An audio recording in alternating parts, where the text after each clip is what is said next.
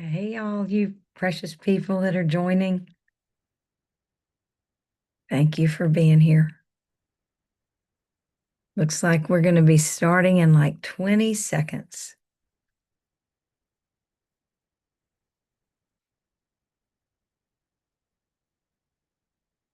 I'm not sure who all's in the room. I wonder if Carmen is here yet. Carmen will be our first incredible speaker today. Okay, here we go. Thank you, Father, for the day. I want to say thank you to the dream team who, without them, this would not be possible. And thank you to all of you that are participating and just showing up with an open mind and an open heart. And who knows? It is my belief that from each of the incredible speakers that share today, that you will find a pearl that will support you on your journey day to day, on your journey to surrender what has not served you in the past, and on your journey of discovering and growing your God-given gifts and sharing hope with others. So let's talk about why in the world surrender, the practice of surrender, is important. In the olden days, I thought that surrender meant giving up, giving in, letting go, um, losing someone or something, or to someone or something. And I guess that is one way to look at it.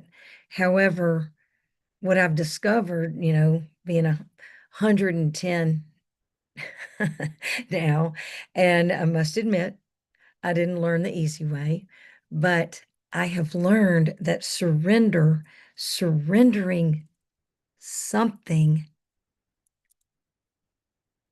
to God, give it to God, and then asking for help on how to move forward. Whatever it is, pain, suffering, regret, judgment, the practice of forgiveness. I mean, you name it. There are so many things that the world and our day-to-day life has us taking on. Literally, let's just pretend, you're picking up and packing this bag with all the things that don't serve us, and picking up a purse here and putting a bunch of stuff in it. We're carrying around all of this weight that is unnecessary because we're so afraid to give it up. So instead of carrying this baggage around, I'm submitting to you, and trust me, I'm talking to myself on the regular, let's face it, but I'm suggesting to each of us, let's put down judgment.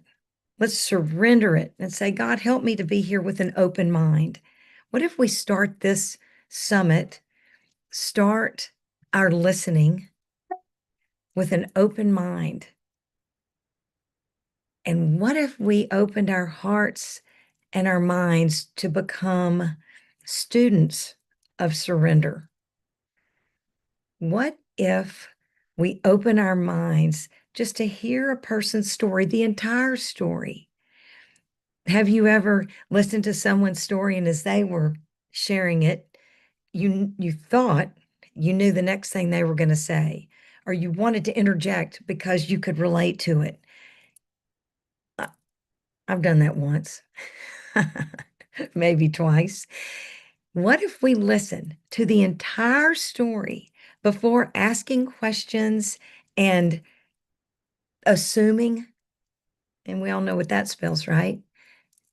That we know what they're going to say next, or guessing where they're from or what their lives were like. What if we just listen to the story as if you're reading a book and read and listen? Let's listen to the entire story.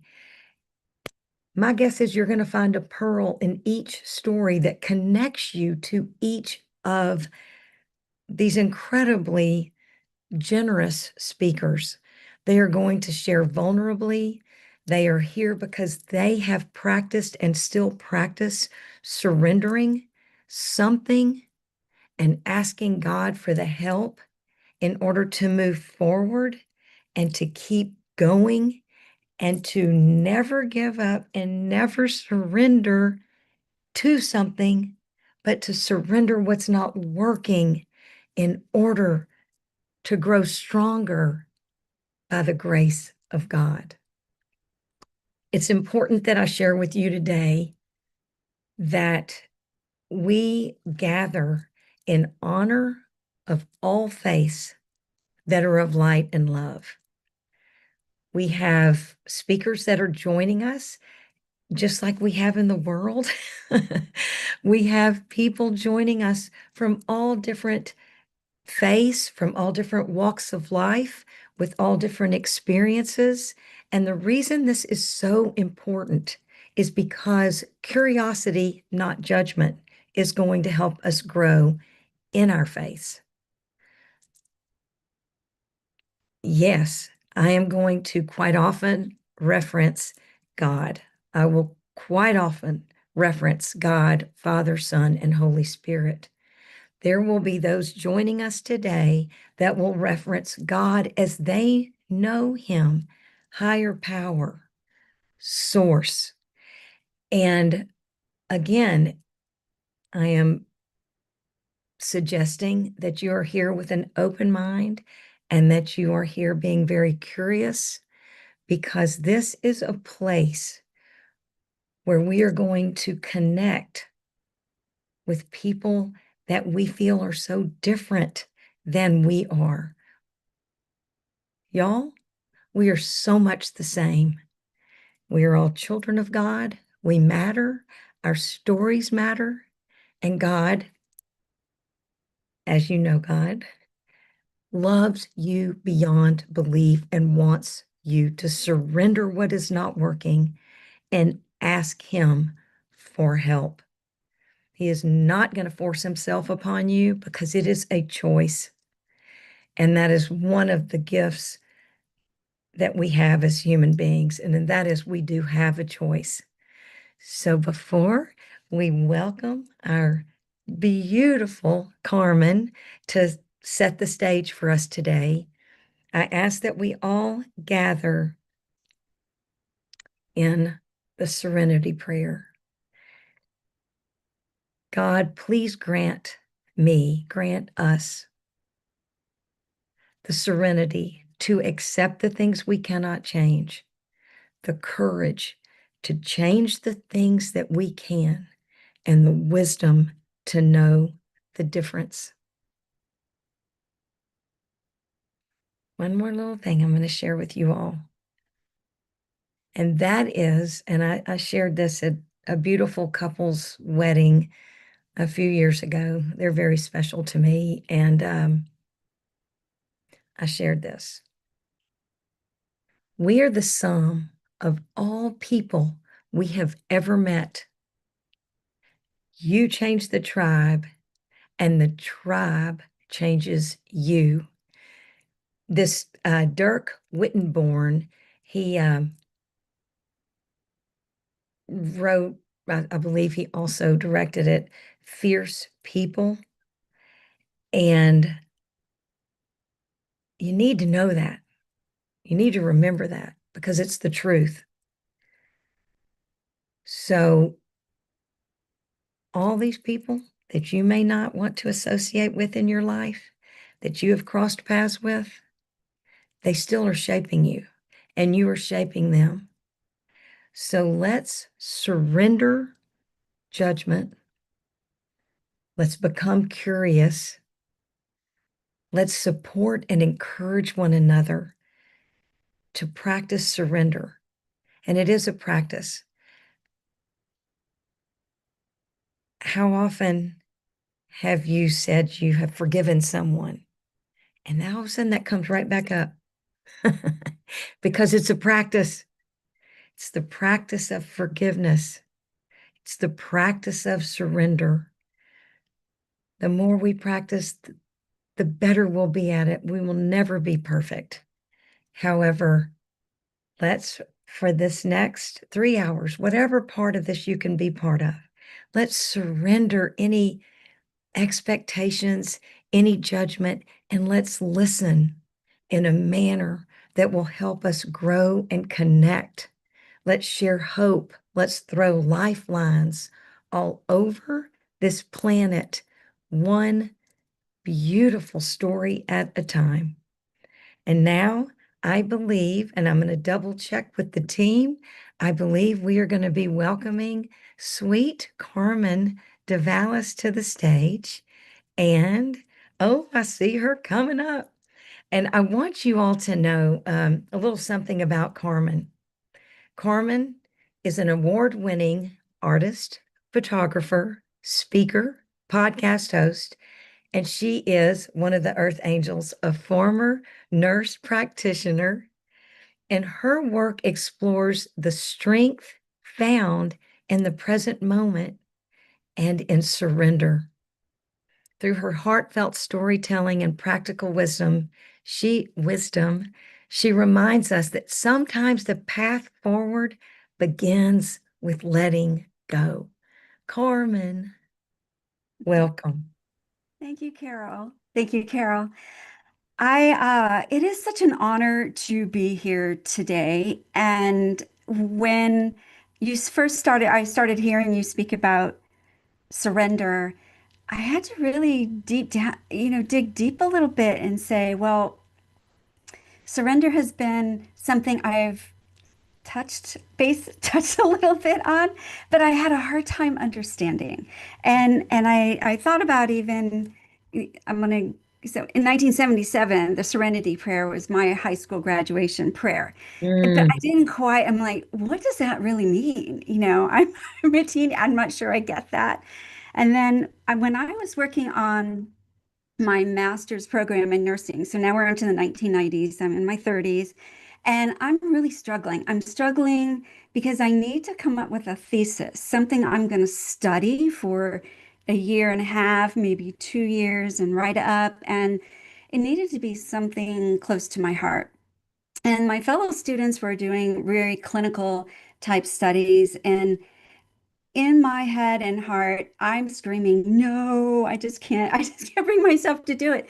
But I couldn't find what I really, so I go to the library frequently because we don't have computers back then. We did not have computers. right. And I'm in the library in my little bit of time. I'm a mom, I'm working, I'm in school, and I remember saying a little prayer like, please help me find something today to study. I don't know what that would be. And I went to the stacks and I'm looking through all the various nursing research and I'm like, nope, nope, nope. And on the table was a Journal of Holistic Nursing. And I thought, that's woo-woo. I don't even know if I want to open that, right? Judgment, Carol. We talked about judgment. That was my judgment. And I opened up to look at the name of the studies in the journal, and it was like nurse after nurse with PhDs and really big, amazing studies. And I thought, as I'm reading through, I thought, oh, like the mothership had called me home because what they talked about was, I can't see myself, so I hope can you see the Play-Doh here? I sure do. So, real quick, body, mind, and spirit. And we like to think about them as separate, right? There's the body, there's the mind, there's the spirit. And I use this Play-Doh to show that it's actually one. And if something happens to one part, let's say body, you twist your ankle or something, what happens? Like the whole thing changes. So everything impacts one another. That's how we know they're all related and all as one. And I like to think of it all as one because it really makes some of the topics around spirituality and surrender much more understandable for me. And so, yeah, I had my master's thesis and it was all around. And I thought, I don't know if other nurses are going to be interested in spirituality and spiritual care needs, like connection and learning to love and be loved, and humor and creativity and presence. Of course, presence is a big one for me. And surrender. Surrender was a part of this. And I will say, as I'm giving these workshops to nurses, when it came time for surrender, it was probably the shortest part for me because I didn't quite, it still felt like giving up a lot of control. I didn't quite get it. Like I needed to give up control. Surrender is waving the white flag. And I was very much a doer in caring for people at some of their worst times. There were things I needed to do. And I just thought this, I don't know what I would be surrendering right now. Right. Mm. Right. Not remembering that I surrendered when I walked into the library, just beginning that. Or before every talk I gave, I said, "Oh, please be with me, help me do the best I can." Just like I did today before we began. I surrender over my fear, and I am going to speak to you as if you were all sitting here in my office. Let's talk about this, right? And so, with surrender being tough for me, I would call that a nudge, right? I have these nudges along the way. They're there, I'm just not hearing it until there was like what to me would have been the large, let's just call it a swift kick in the pants. It wasn't no nudge, and it was not a nudge. And my son, who is 18, and this is around, I think, 2005 or six, says, I'm going to join the army and I'm going to join the infantry and I want to go to war because, Mm. see, this is post, September 11th. And I just said, no, you are my, I have one child. You are all I have almost in the world. And the answer is no, it's not going to happen. Yeah. But kids have a way, he's not kids, he's 18. He has a way of having free will.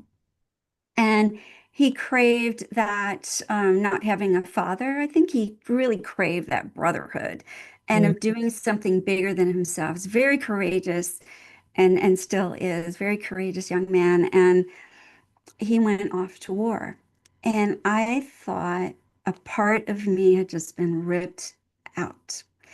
And so early on in his time, he's like, hey, mom, send me some pencils. We're giving out pencils to the kids. And he really saw it, and it was more of a humanitarian mission. And then things shifted. And I'm seeing in the news every night how the names and the faces of servicemen, women who were killed in action. Mm. And I am in kind of a panic, honestly. And I worked to keep my sanity because I'm a nurse and caring for other people helped me to cope. But that fear was huge. I mean, I drove a different way home every night to avoid even pulling into my driveway because I thought one of those government cars is going to be parked in front of my house to give me the bad news. And I would just roam around the neighborhood until I had the guts to drive up to my house.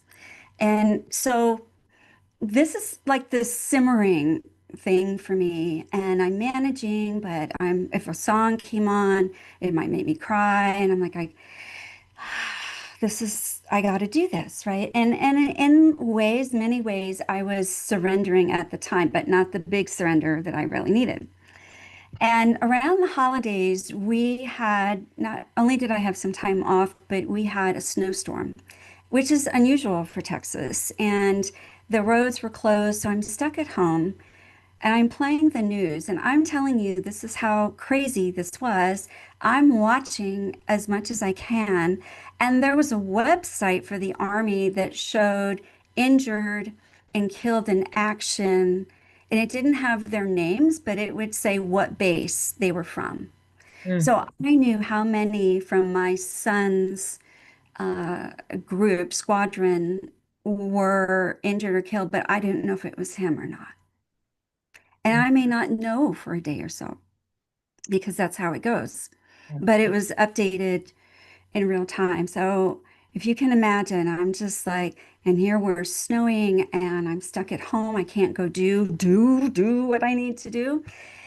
And I started this crying binge that I couldn't stop. I mean, I'm trying to make meals and I'm crying. I'm trying to eat and I'm crying. The phone would ring and I would pick up and I'm crying. And I'm watching the snow and I'm crying. And I turned off the news. And I am talking, this went for like 3 or 4 continuous days. I like showering, I'm crying. There was no time I wasn't crying. And I felt like I was just releasing this fear and all those pieces that I was trying so hard to hold on to.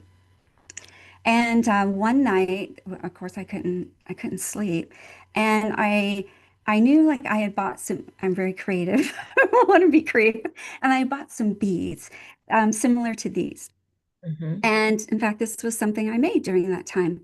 And I thought, I don't know how to bead, but I'm going to learn. So I sat there in my recliner, curled up, learning to bead and just stringing beads and feeling each one and admiring each one and thinking about what it felt like. And with each of that, I found that tactile piece of it, I would release a little bit more. Mm, And I found truly, I thought, I am surrendering over my fear. I am surrendering over my need to control how I'm going to react if I get the worst possible news. How am I going to react with any of it? Because I can't control that. I'm not mm, going to control that. So much I couldn't control. mm, But I could pray. And with each bead, I prayed. And when I went back to work, I had it a little bit better together, taking care of my patients. But I had beads in my lab coat pocket to remind me, let it go. And I would hear Let It Be I love that song. I know why now, even more so. It's about surrender. Just let it be. Just mm, let it be. Do what you can and let it be. mm, And that was by far my biggest lesson of surrender. And I would love to tell you now, and that was like 20 years ago, that I've got that totally mastered. But the truth is, it's a practice. Like Carol said, it is an art, it is a practice, and that release. And I really, when I was studying spiritual needs, I saw creativity, even humor, connection, and surrender and forgiveness, that the practice of presence had to be first. You must first be present with yourself and or others and quiet enough mm, to receive the guidance, right? I had to be quiet in my crying. I mean, I was crying, but I was quiet and open and mm, so vulnerable, mm, right? If you can imagine the vulnerability in that moment, it's like I can handle whatever, but I had to be open and quiet. And mm, quiet was not one of my big skills. I just was, but I've learned, right? I've learned, and I to bring that full circle to now, in my artwork and in writing and even in speaking, the art and practice of presence, being present with you all. When I'm in nature photographing, I'm very present. Now I'm like in another world. And I may have an agenda, right? I have plans, I work on it. I have an agenda. For instance, I know how to use my camera, I know how to speak, I know what I want to say. And then I release it and let it be. mhm, That is not easy. It is not easy to do that. So, I'm in a garden and I'm thinking, well, the light is here and this is where I need to be standing for this and that and that. And then I learned and I practiced this and I gave it a try. I said, I'm just gonna go out and wander and listen. Listen where I will be called. And mm, that will be the right thing. And mm, was so fun and so less pressure. And I just followed. And those are by far my award-winning pieces. It's like people can feel that when they look at it. It's not the ones I worked so hard on technically or that I was really in the trenches to be sure it was perfect. Oh no, no, no. It's the ones that I said, I am here. Show me the way. I will listen. Mm, I will let it be. mm, And so when I think about what you all who are listening, what real big message is, first be quiet, just be quiet, let it go, and learn ways that you can be quiet. Maybe it's dancing, maybe it is through humor, maybe it's through crying, like it was for me, maybe it's just walking in nature.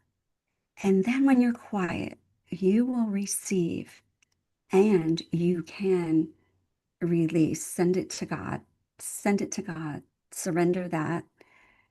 mm, And I think like miracles happen. mm. And so I think that's my greatest message today is, watch for those miracles. Watch Um, for those miracles. Thank you, Carmen. Is it all right if I ask you a couple of questions? Hi. Yes. Um, First of all, and I know I speak for everyone here, would you please tell your son thank you? I will. And,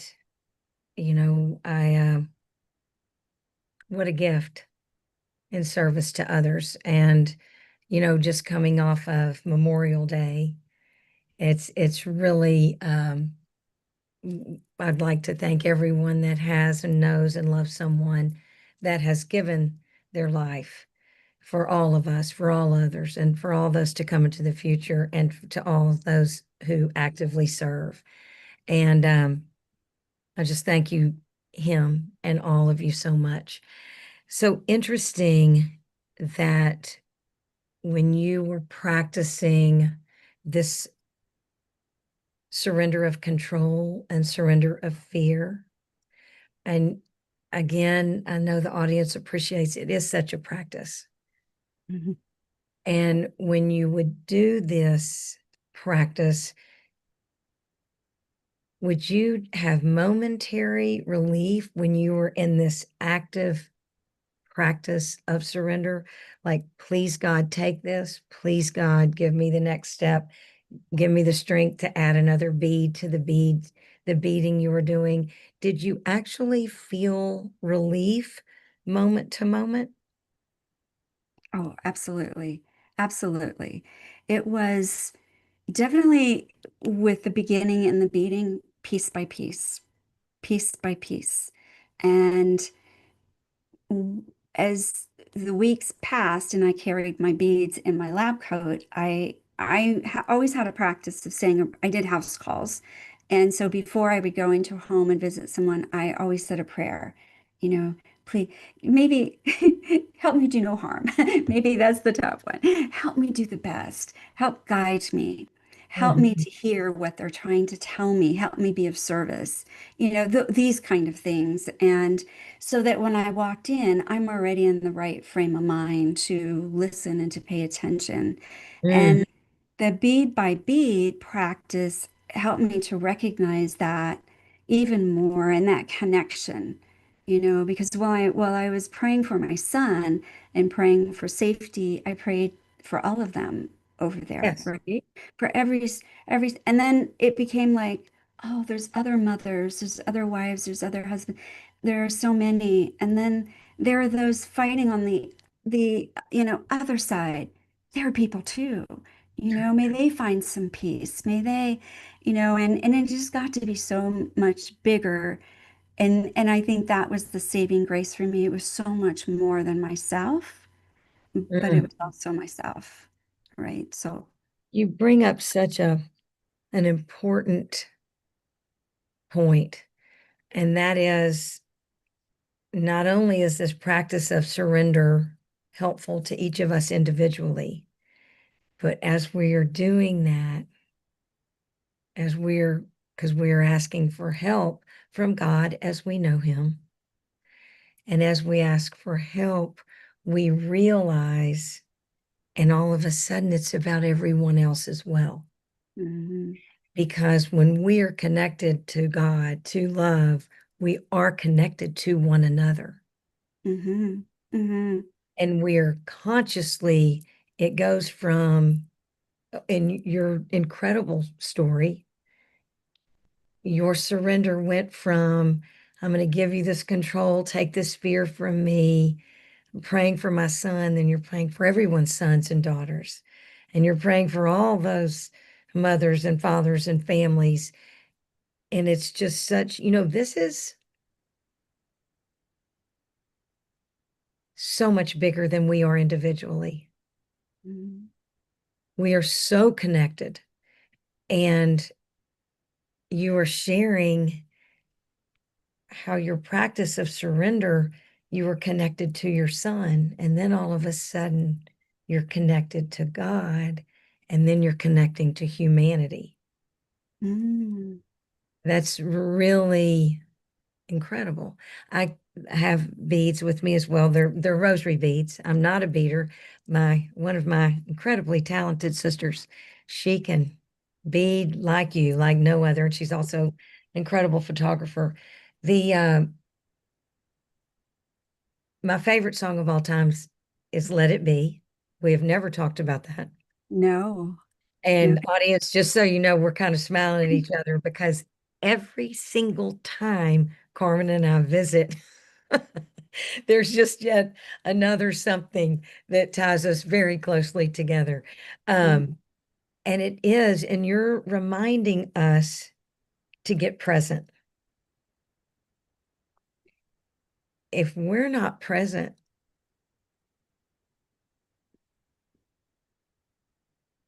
the serenity prayer, for example, we cannot change what has happened to this moment, to this conversation. Now, I do carry a lot of my past in front of me in order to make different choices. Mm-hmm. Mm-hmm. Where before, instead of surrendering anything, I just carried it all in front of me right here in the middle of my life. And it was a mess. Let's just say it was a mess. So as you are explaining, be present and get quiet. And one of the things you reminded all of us, even if we're naturally or not naturally quiet people, you're speaking to all of us to quiet our minds because, it can be a very quiet person, but they have a lot of noise going on in their minds. Mm-hmm. So, how important is it important enough for us to surrender the timing of our day in order to begin with present moment and getting centered in what is ahead of us for that day and surrender that we don't have control, but Mm-hmm. surrender the outcome of the day and ask for help to move forward in our best self? Great question, Carol. So, in my working days, I didn't mind my morning commute so much. That was I had to focus on driving, obviously, but it was also, that's almost meditative in a way. Like I'm driving, I'm paying attention, but I could calm my worries, my thoughts, and I could sing loud at the radio and release in any way I could. And that was sometimes the best I had for the mornings. And then I started to get up earlier and have my yoga and prayer time, mostly because my back and my joints were hurting and I needed my stretch before the day. I'm like, I'm just a tiny bit younger than you, Carol, so I'm getting there. But that was saving for me because I realized not just was I stretching and doing what I needed to for my body, my mind, and my spirit was like freeing, just like I'm in this moment. Let the rest of the day go. And it gave me strength for the rest of the day. And now that I'm no longer, after 40 years, I'm no longer practicing nurse and yeah, and I'm doing my art the last 8 to 10 years. I recognize my morning quiet time. Like my husband knows, like I have my coffee, I have flowers all over on the patio, and I'm watching the hummingbirds and the bees. And, I'm like those social media memes about the older ladies in the garden. Like that would be me. But that is my connection to nature and to peace. And Mhm. without that, I'm like the rest of, if I don't have that, you can kind of tell my days get a little rocky. I'm just not prepared in the same way. Yeah, and I'm thinking about all the people, there may be many listening in the car right now, and this is when they get it in, it's that car time. However, with all my heart, what I'm hoping for all of us is even if we don't have a lot of drive time, or when we are driving, first it's dropping off a kiddo or someone, and then you're running an errand and you're thinking next thing, next thing. This surrender, um, I talk about it with the team and also at the construction company a lot. If we will practice just thank you, God, for getting me here, that I got here safely. And Hmm. please, God, help me be present in this meeting. That can be an active surrender in a very busy person's life. Hmm. Literally a very profound practice that keeps us present moment, surrender what has let's put all the bags outside the door before we walk into this meeting so I can serve well as you did when you would go into a patient's home. Hmm. Hmm. It's you all and audience, you know how much I appreciate you. If we can just practice, and again, it's a practice, and the more we practice, more quickly we will do it when needed. Hmm. So I think if we will take what Carmen has shared so beautifully with us, and before I move on, Carmen, I do want to acknowledge all of those that you were praying for, and for all the moms and dads where the outcome was not the same. Hmm. And I just want you to know that you are lifted and loved. And as my dear friend Suna would say, sometimes the things that go on, it's just too much. And again, that's why this practice of surrender is so important. Some things are just too much. Hmm. And back to you, precious audience, we can practice this surrender before the next thing, surrender whatever it is that is not going to help the next person that you're going to meet with. It's not going to help you, it's not going to help them. Go ahead and put that down if you can and ask God for help to do our best in the next moment. Correct, Carmen? Hmm. I think it's those, I mean, I talked about a big thing, right? But it's those little things throughout the day. I find since we've been talking, Kara, I recognize it how often little moments of surrender, little moments of surrender that really make there's such a calm about my day, Mm, right? It just Carmen, it's I just I so appreciate you, and I so appreciate that you would share this. Carmen and many of the speakers as part of the anthology that'll be coming out in Surrender. She is all the ways to contact to see some of her incredible art, to what I like to call get into the garden with Carmen. And that was something else we shared. I'll often reference being in the garden, but she is literally in the garden taking these photographs, but all the ways to ask her questions, get in touch. The team will make sure that you, audience, will be able to do that. And Carmen, I just appreciate you. thank you, Carol. Likewise. And if you would like to do one shout out, a word, a message, a prayer, anything to the audience before we say goodbye for now. Uh, yeah, I welcome you and invite you to be present Mm, in your own life, in your mm, own lives. Just touch on that. mm. Thank you so much, Carmen. Thank you, Carol. It's an honor to be here. Oh my goodness. And I know Carmen also welcomes our next speaker. She was not able to be here live, so we did record. I am going to sign out, and the team is going to bring as she always says, the beautiful soul, Melissa Heathers, to your screen. Welcome, Melissa.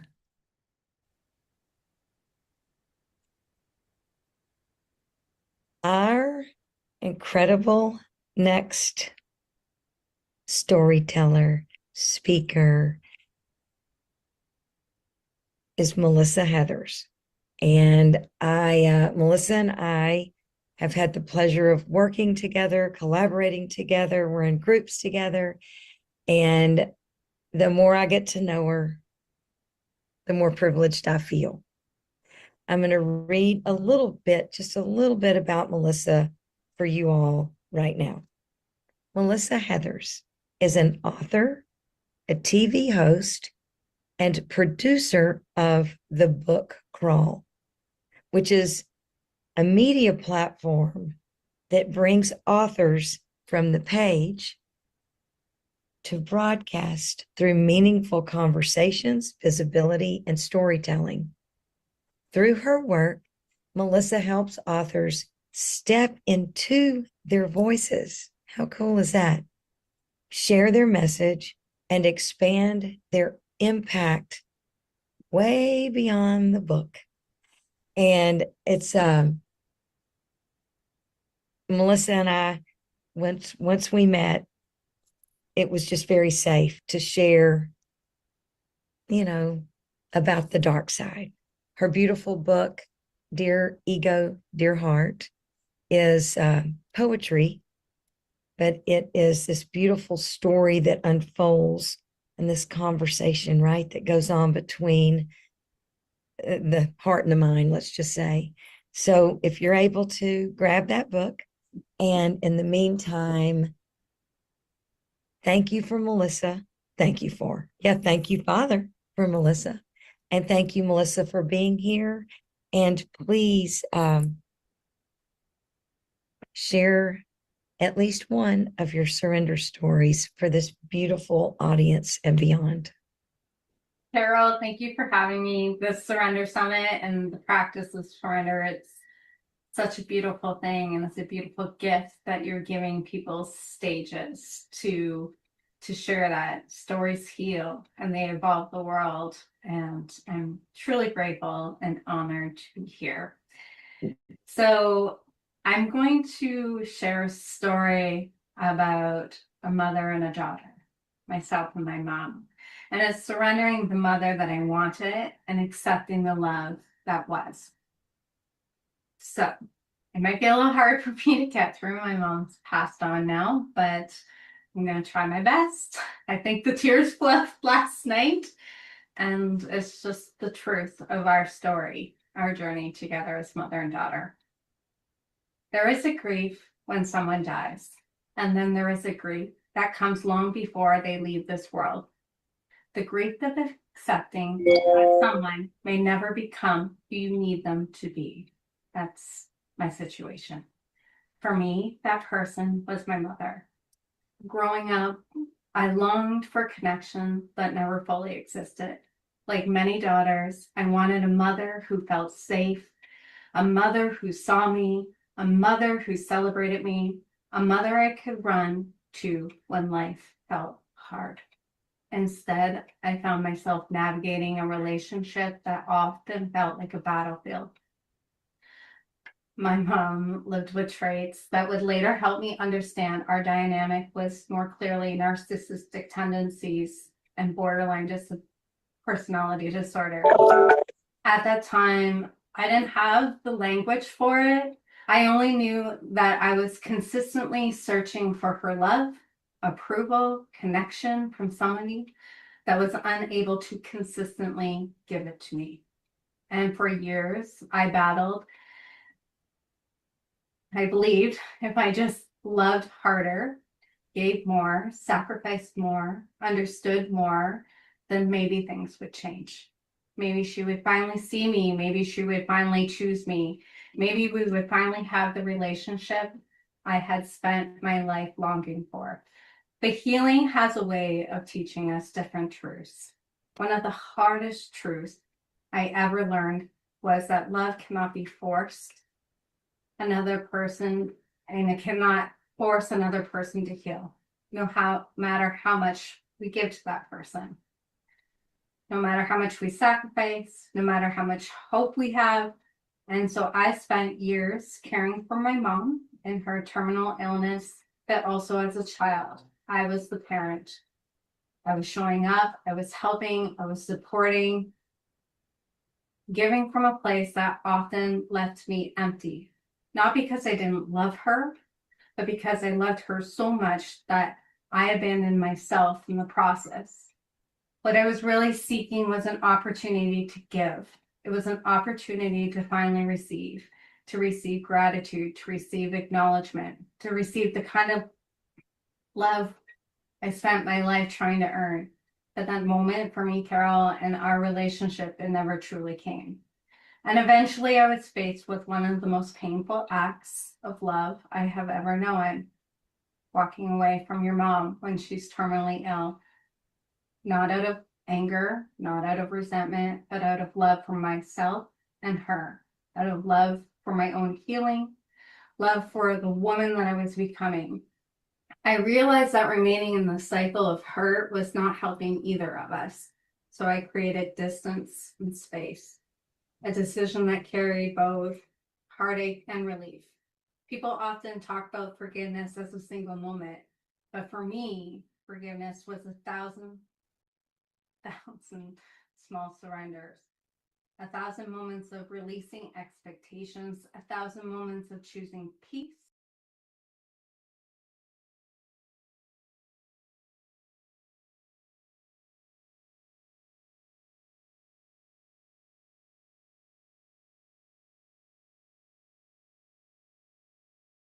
Remained complicated. Even then, there were moments of hurt. Even then, there were reminders of the wounds that had been carried for decades. I did not see my mother until 2 days before she passed away. For some people, that statement, it may sound shocking. For others who have lived through complicated family relationships and dynamics, they understand exactly how much courage that visit took. I sat beside her knowing we were running out of time, days. Knowing that there would be no perfect ending. No movie, no Hallmark moment, no miraculous healing of every wound. No final conversation to rewrite our history. And strangely, that realization brought me peace. Because for the first time in my life, I stopped waiting. I stopped waiting for her to become the mother I needed. I stopped waiting for the apology. I stopped waiting for the validation. I stopped waiting for the version of our relationship that was never going to arrive. Instead, I simply sat with the truth with her. She was my mother, and she's also a human being. My mom carried her own wounds so deep, her own pain, her own unmet needs, her own limitations, that for the first time I saw her not as the mom that I wished for, but as the woman she was. And something inside of me softened. Not because the past changed, but because my expectations did. In that moment, I understood that surrendering is not giving up. Surrendering is making peace with reality. It's a release of our grit and what should have been. It's choosing acceptance over resistance. It's allowing love to exist even when perfection never arrives. And today I can honestly say that my mom gave me many, many gifts. not always the ones that I wanted, but the ones that my soul truly needed. She taught me resilience. She taught me boundaries. She taught me compassion. She taught me how deeply I could love unconditionally.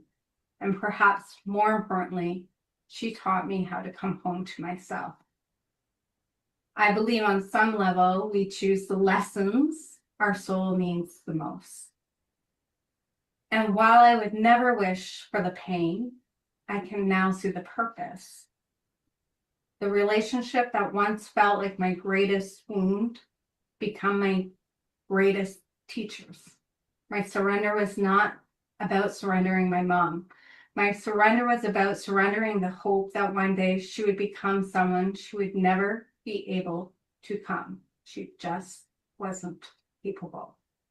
And in that release, that hope, I found freedom. I found peace. I found compassion. I found myself, Carroll. And ultimately, I found love. Not the love I had spent my life searching for from another, but the love that had been waiting for me all along. Sometimes surrender doesn't look like holding on. Sometimes surrender looks like opening your hands, releasing the story, honoring what was, accepting what is, and trusting that even the most difficult relationships, trust me, it was so difficult, can guide us home. My mom was never the mom that I wanted, but she was the mother I had. And somehow through the heartbreak, all the longing, all the lessons, and all the surrender, she helped me become the woman I was meant to be. Melissa. Mothers, right? And you are such a beautiful mother. Thank you. And thank you for sharing that. You're welcome. I know there are plenty that will hear this story.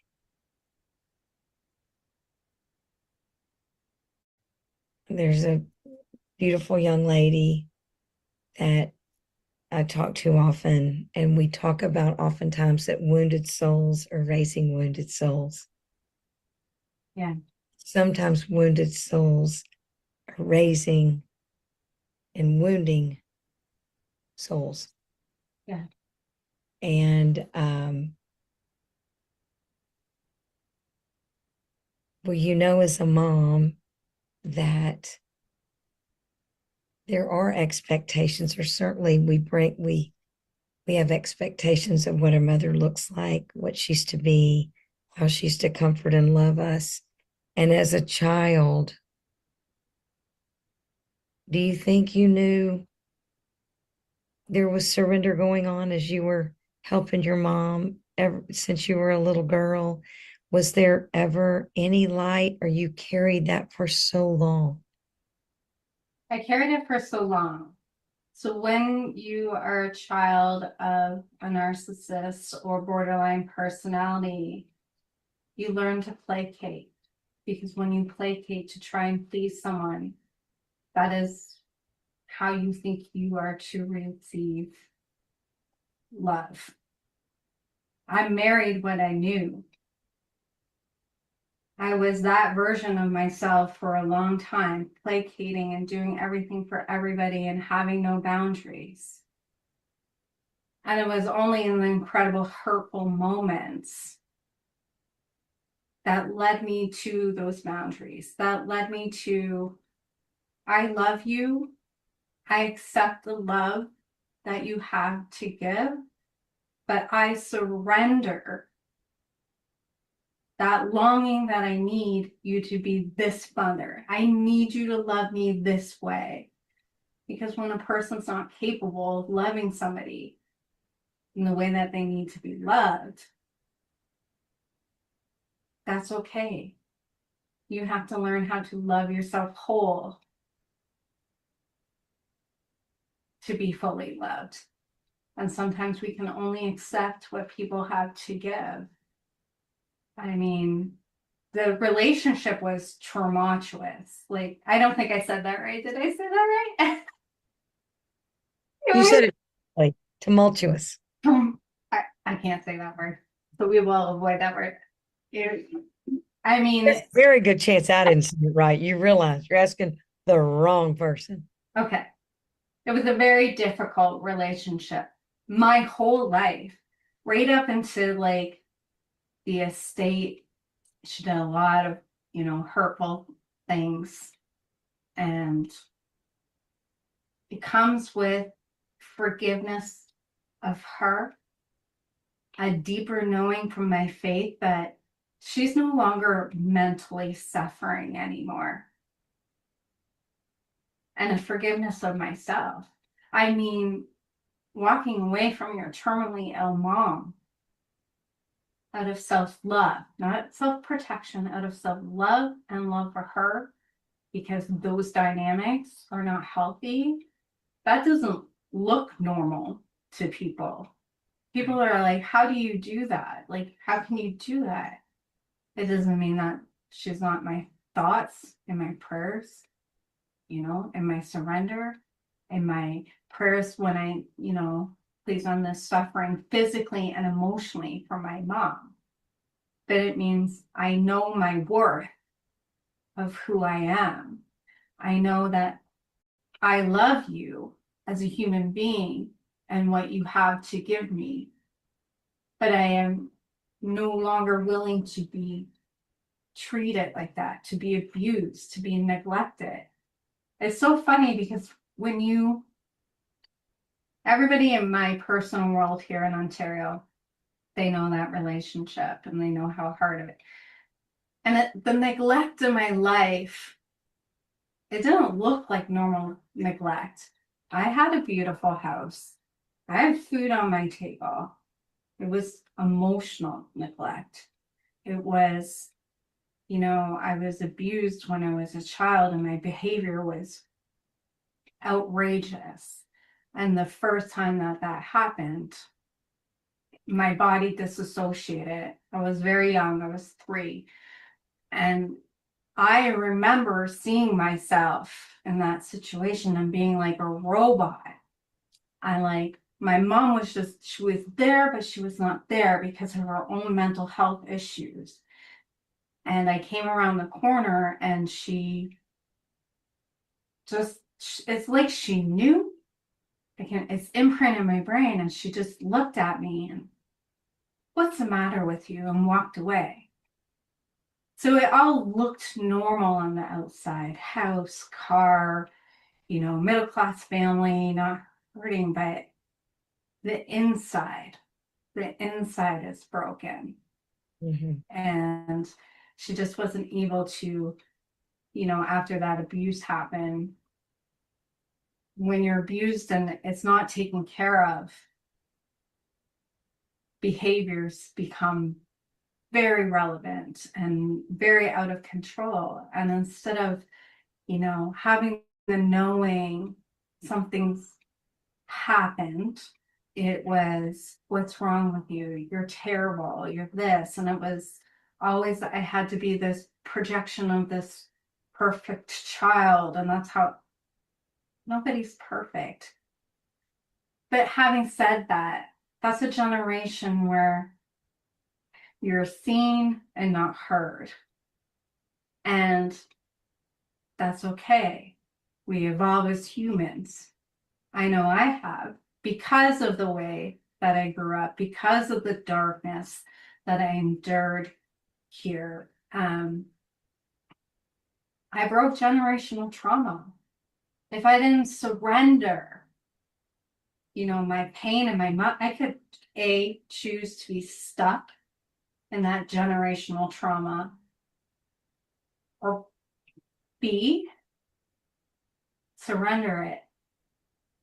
Forgiveness, faith, the knowing that you're not alone, the acceptance and understanding that she's not capable, but she loves you how she knows how to love you. So, Melissa, a couple of things. And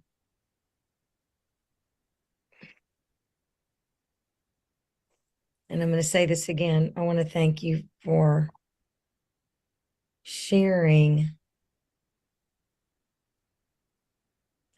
allowing yourself to be vulnerable because of the people that will hear this story, and whether they are able to remember something or they can certainly understand the trauma, whether it be abuse on whatever level, and that they start hearing, because in your surrender, and you listed quite a few things, and that wasn't even the end of what you surrendered. No. Like you said, when you walked away, it didn't look, there's this perception, certainly that you felt, that others would see because they couldn't understand it. So then you're also surrendering what others think. Mm-hmm. You are surrendering, my God, so much. And my question, there are many, but where and when do you remember, as you started this practice of surrender, do you remember feeling and knowing, certainly your mother wasn't available, but that God was with you, that you were loved? Do you remember a time when you thought, I am this child of God and I am loved and I am important and my story matters? Do you have the remembering the light, the warmth of this light, of this love? That didn't come till years later. On your last surrender summit, I talked about my near-death experience from a suicide attempt. And you would think when you have a near-death experience that you would A, see the light, which I did not. You'll have to check out that recording to understand what I'm talking about. And B, learn that lesson.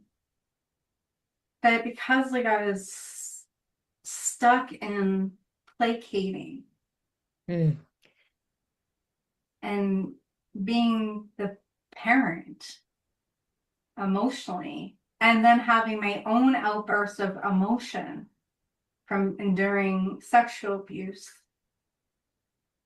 that light didn't come later. That knowing. But oddly, Carol, I always got sent off to Sunday school and church by myself from a wee little girl. My parents didn't go, but they sent me. And I remember loving that. And I think the faith was in that foundation from a young age. It just splintered because of the things that I endured, and I, separated from myself and trying to be this perfect daughter and hold up this image to appease another human, or at least not walk on eggshells. Borderline personality disorder is a very, very tough mental health issue. And that is, I know that in my heart, speaking it out loud, that has always been there. It's always been a part of me. We're born light and love. When we walk away, and then it was in a car accident where like it came back, the alignment came back, the faith came back. Because I think a lot of times when we go through hardships, like I have, like so many of us have, we lose faith. Oh, yes. But I do need to say this. In every traumatic situation that I endured in my experiences, the only thing that brought me through it was faith. And having that deeper knowing I'm not alone, I'm supported by higher power, God, whatever you believe in, the universe. That is,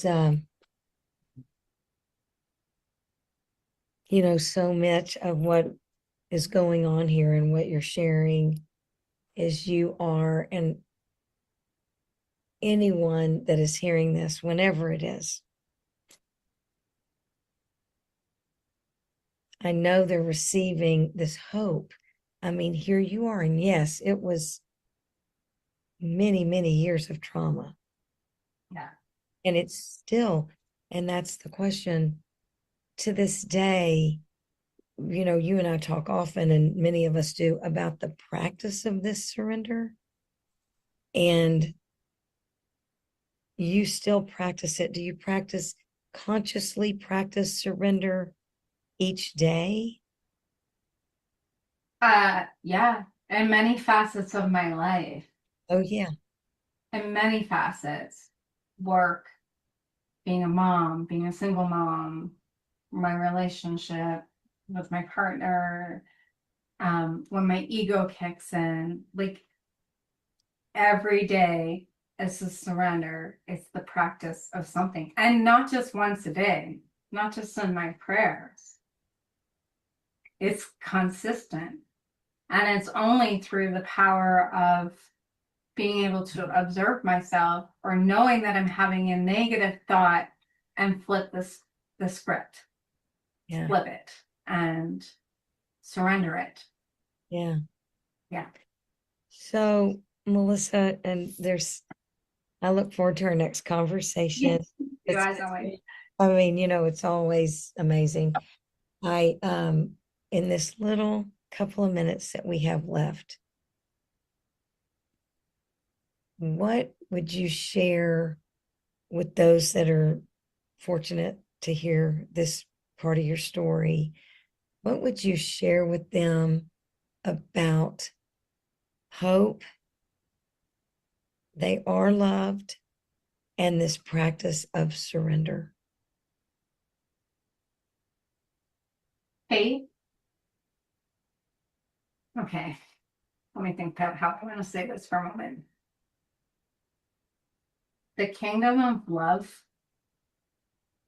Yes, there's God, there's a higher power, but the kingdom of love resides within all of us because we are connected to source and that higher power. So always hold on to your faith. I'm more of a faith person over a hope person. Because sometimes I feel like sometimes we get false hope.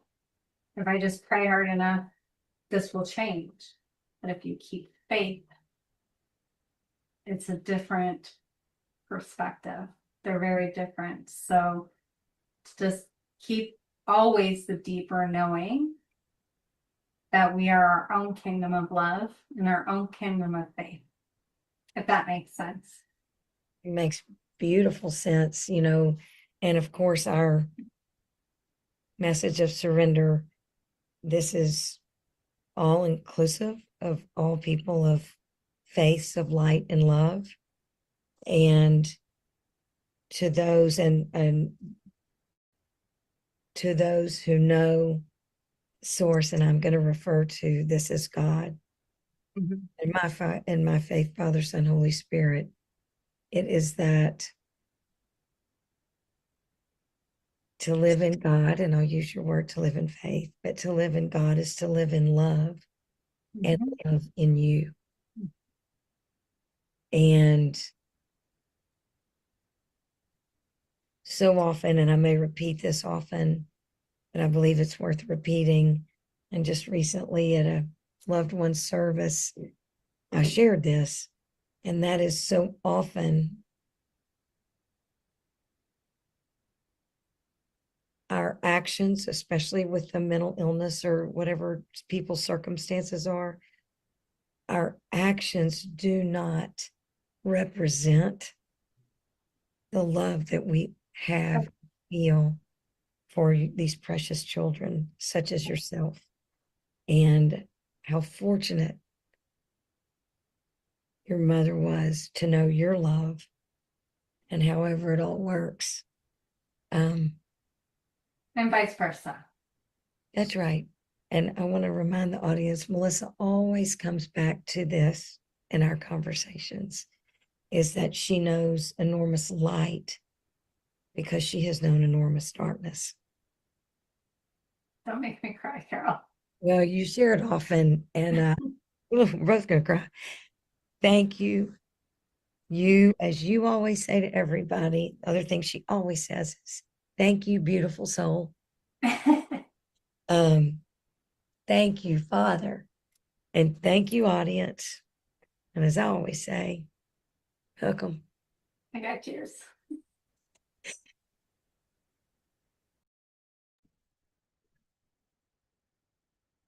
Thank you again, Melissa. It was a pleasure to relive that conversation with you. Wow, right, y'all? So we are going to continue stories of surrender. And our next guest, I know you all will enjoy meeting and getting to know and starting to follow the lovely Symone Fairchild. I'll read a little bit about Symone to you. She is the CEO and founder of EyeOnDV. She is an internationally best-selling author, and that is of the book Extraordinary Trauma to Extraordinary Dreams. She's a transformational speaker, martial artist. How much fun is that? Filmmaker. Hey, Symone. CEO and founder of Dragon Entertainment.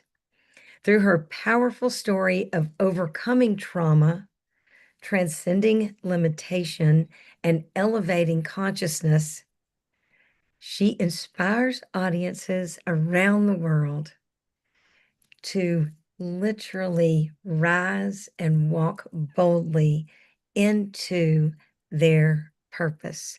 Welcome, Symone. Thank you so much. I'm so happy to be here. Oh my goodness, I am so thrilled you're here. I know all of the audience is thrilled you're here. I mean, I'll tell you what, you speakers being so kind to share these incredibly important stories so others can receive hope and maybe take a bite out of the lifeline that you're casting. I'm so appreciative to have a part in facilitating this. So, Symone, tell us a little bit about your practice of surrender and how this means, why it means so much to you, and maybe an experience that, the audience can relate to. Okay. First of all, surrender is not something that you just do once. That you what? Just do once. That's right. Surrender is something that becomes a practice. It becomes a habit. It becomes something that you do not only every day, something that pops up into your mind automatically as you develop that muscle, as you develop that habit. Mhm. And most people think that surrendering means giving up control, giving up your freedom, when it's actually the opposite of that. What I have experienced is that when you surrender to the God in you, when you surrender to the source in you, when you surrender to the light in you, that means that you are embodying that light. And there is no sense of strength, there is no freedom like living that light. Mm. Nothing compares to that complete and utter fulfillment. Let's see, an experience. There have been so many. But I will talk about one that's going on actually right now. And I choose this one so that people can understand that, again, surrendering happens all the time. And you have to do it daily. You have to do it big situations, small situations, family situations, personal situations, professional situations. Okay. I am a single mom. And my son and I are in the process of having to move. We lost our home. And this process has been a lot less scary than it would have been had I not done the inner work. Because I surrendered to listening to what the little Symone needed inside. Because I surrendered to what I came to understand that my mind needed, which was just being listened to and held and taken care of. Because I surrendered to that months ago, my mind and little Symone has aligned with my spirit, soul, heart, and body. Had I not done that surrendering, I would have been an absolute mess, going through losing our home, being a single parent. But long ago, I came to understand that for my son, home is me. Mm. And as long as I align with the light in me, he's good. And because of that, I can watch him on the soccer field doing the best. I can watch him play with he has a new best friend. I can watch him genuinely having the best time, genuine, thorough happiness and joy and laughter with his best friend. And as a parent, there is no better sound than the genuine laughter of your child. Because emotion shows up raw in children. If something's wrong, you know. Had I not surrendered, like I said, I would have been a mess going through this.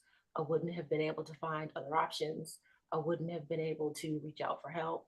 I wouldn't have been able to pack up virtually myself, my entire apartment. I wouldn't have been able to function through any of this.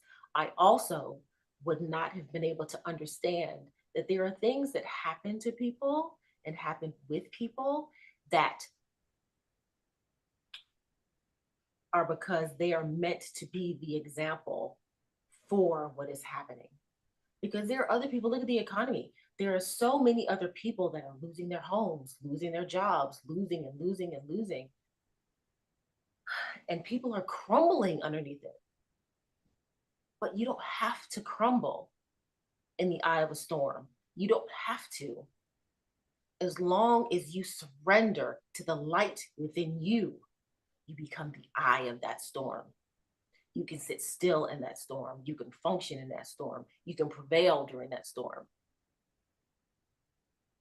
Surrendering allows you to be able to rebuild after losing everything. Surrendering allows you to understand that I did what I was supposed to do. I got up. I had faith. I exhausted our resources. I sat still when I was supposed to. This is happening because I'm supposed to be the example in situations like this of how you overcome, of how you surrender, of how you reach out to help, of how you stand on your own, of how you are the light within yourself. And I've had to do things like that over the past 9 years, healing beyond victimhood, beyond survivorship, to the point of, you can see my shirt, thriving, thrivers. Woo. I've had to do things like that over the past 9 years through that journey. And believe it or not, it has gotten easier. The trials have not become easier looking from the outside in, but how they are processed and how they're dealt with and how quickly I'm able to get through them and remain grounded and centered.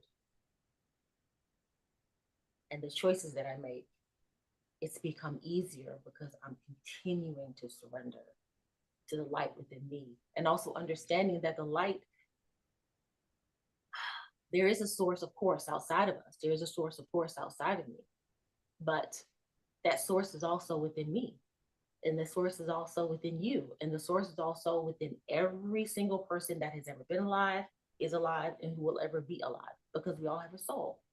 That's a little piece of the source that we have within us. So as long as we understand that that light, that faith, that hope, that source, that God, that the universe, it's already right here.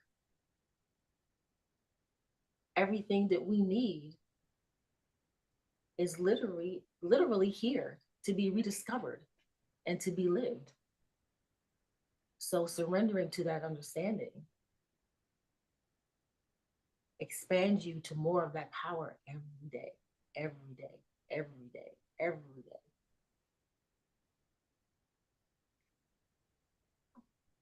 Incredible. Symone, thank you. And a couple of things. Number one, you talked about doing the inner work, and you talked about surrender being a practice.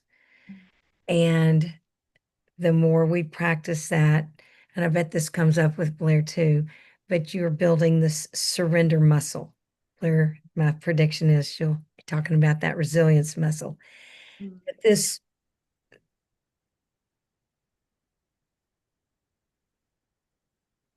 the practice and doing this inner work, it sounds as if, and I just want to clarify, or please correct me if this is not right, you have been doing, I'm going to call this personal development, you had been doing self-work for many years before this last 9 years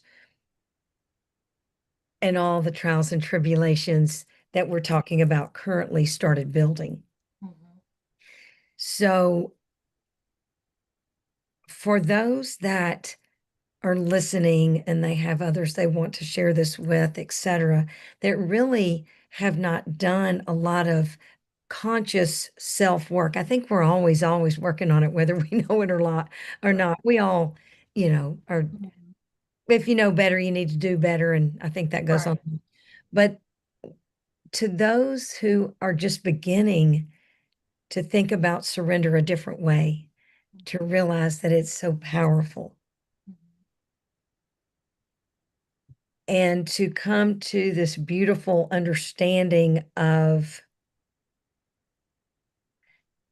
there's love and light within each of us. And it's a practice to connect to that.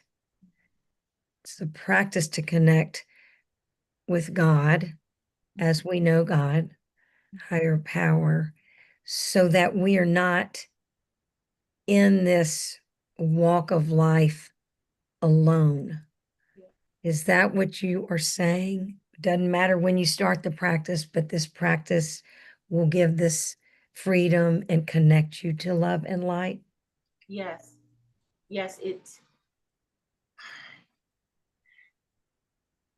The partnership is always there.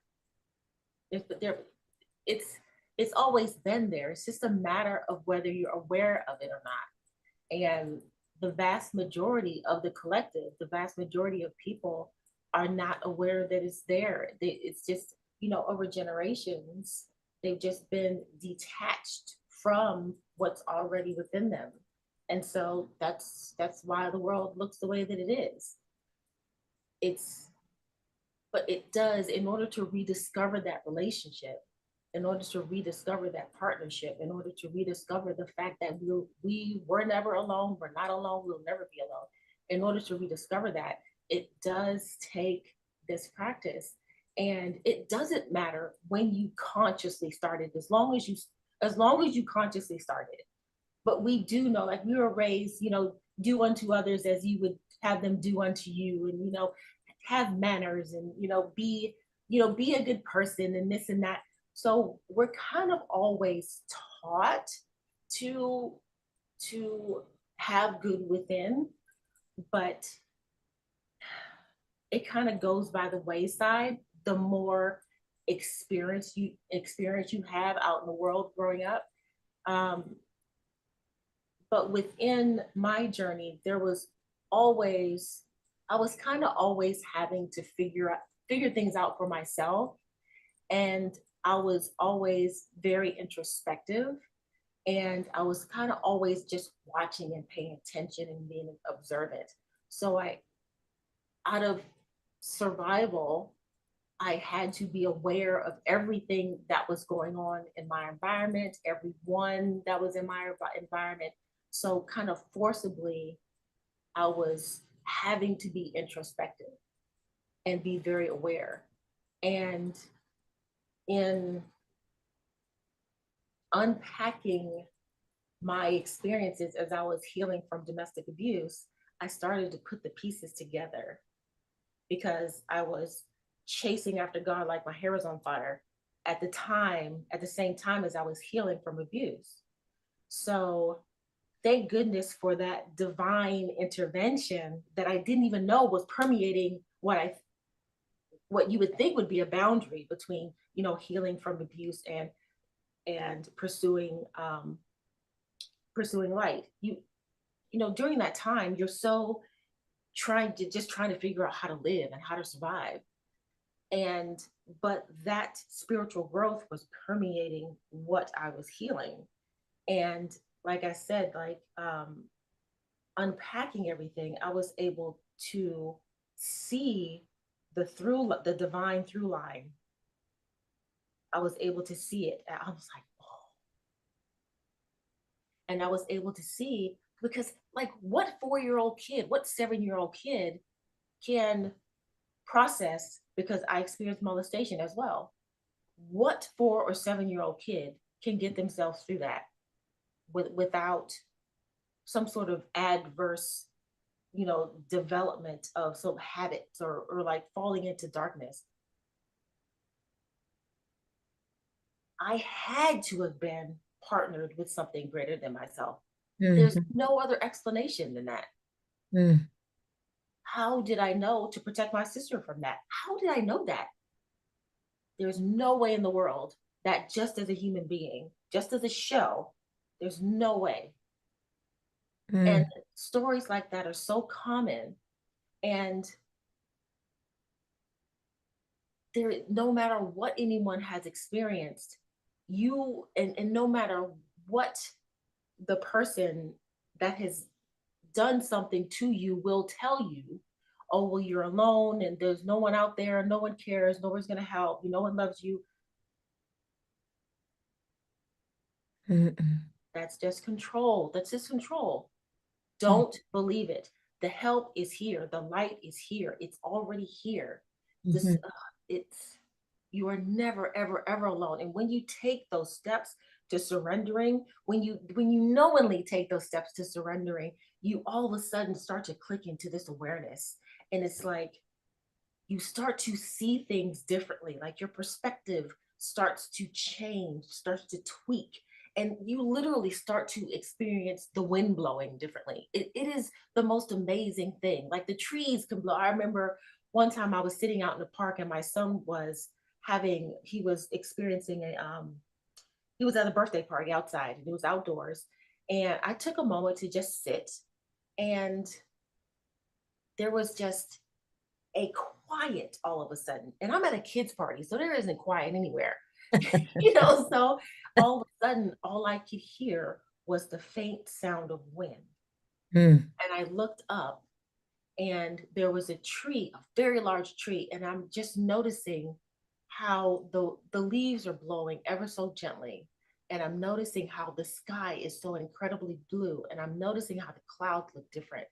And it's literally something that subtle that you don't take into account in your normal daily practice. All of a sudden, things just start to click.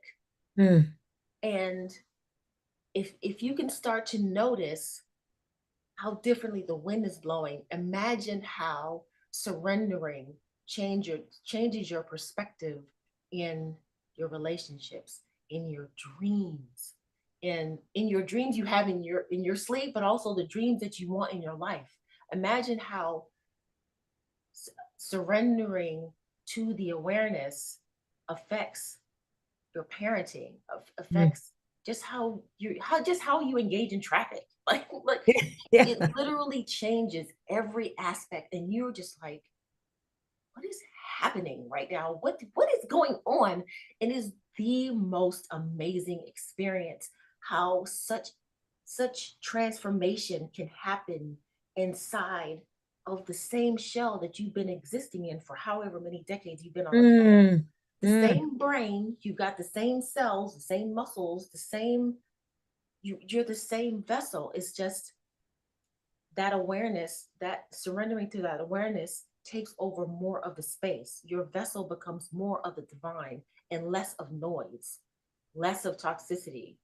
And you just, it's electric. Like, just in describing it, I'm feeling the divine oh my gosh, the hair is standing up on my arms. Just describing it. It's that divine energy. It's there's nothing, and it changes your exterior, it changes your reality. Like, certain opportunities will just start to show up, and certain people that just bring help to you, or bring support, or bring tools, or all of a sudden what you've wanted to do your entire life, all of a sudden someone shows up and says, here you go.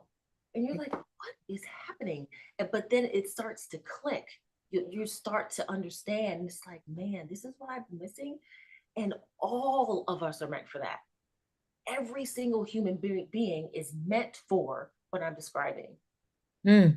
It takes time, but it is worth it. It's worth it.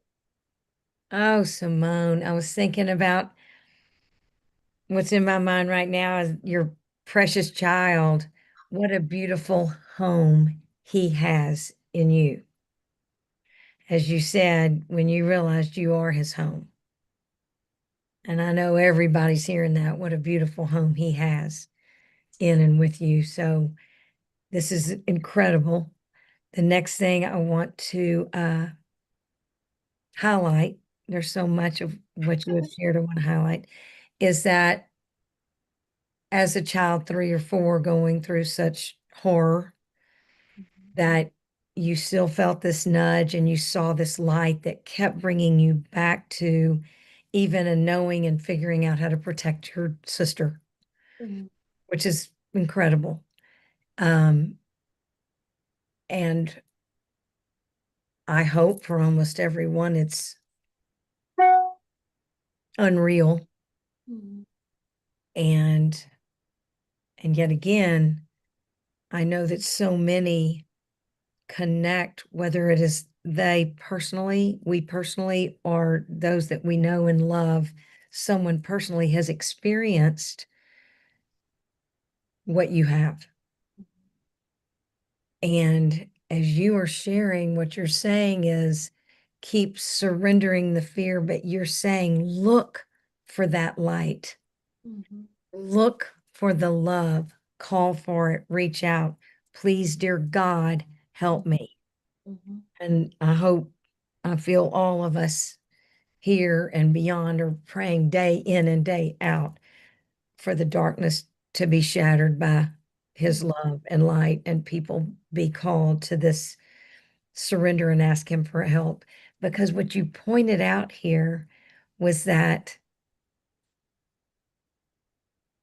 the beautiful day, which I love, and the wind blowing and all, and you're in the midst of a birthday party and you don't hear any of that. You just hear the the leaves rustling gently. You Mhm. feel the wind and you're noticing the sky in the midst of noise, Mhm. even beautiful noise, kids laughing and playing.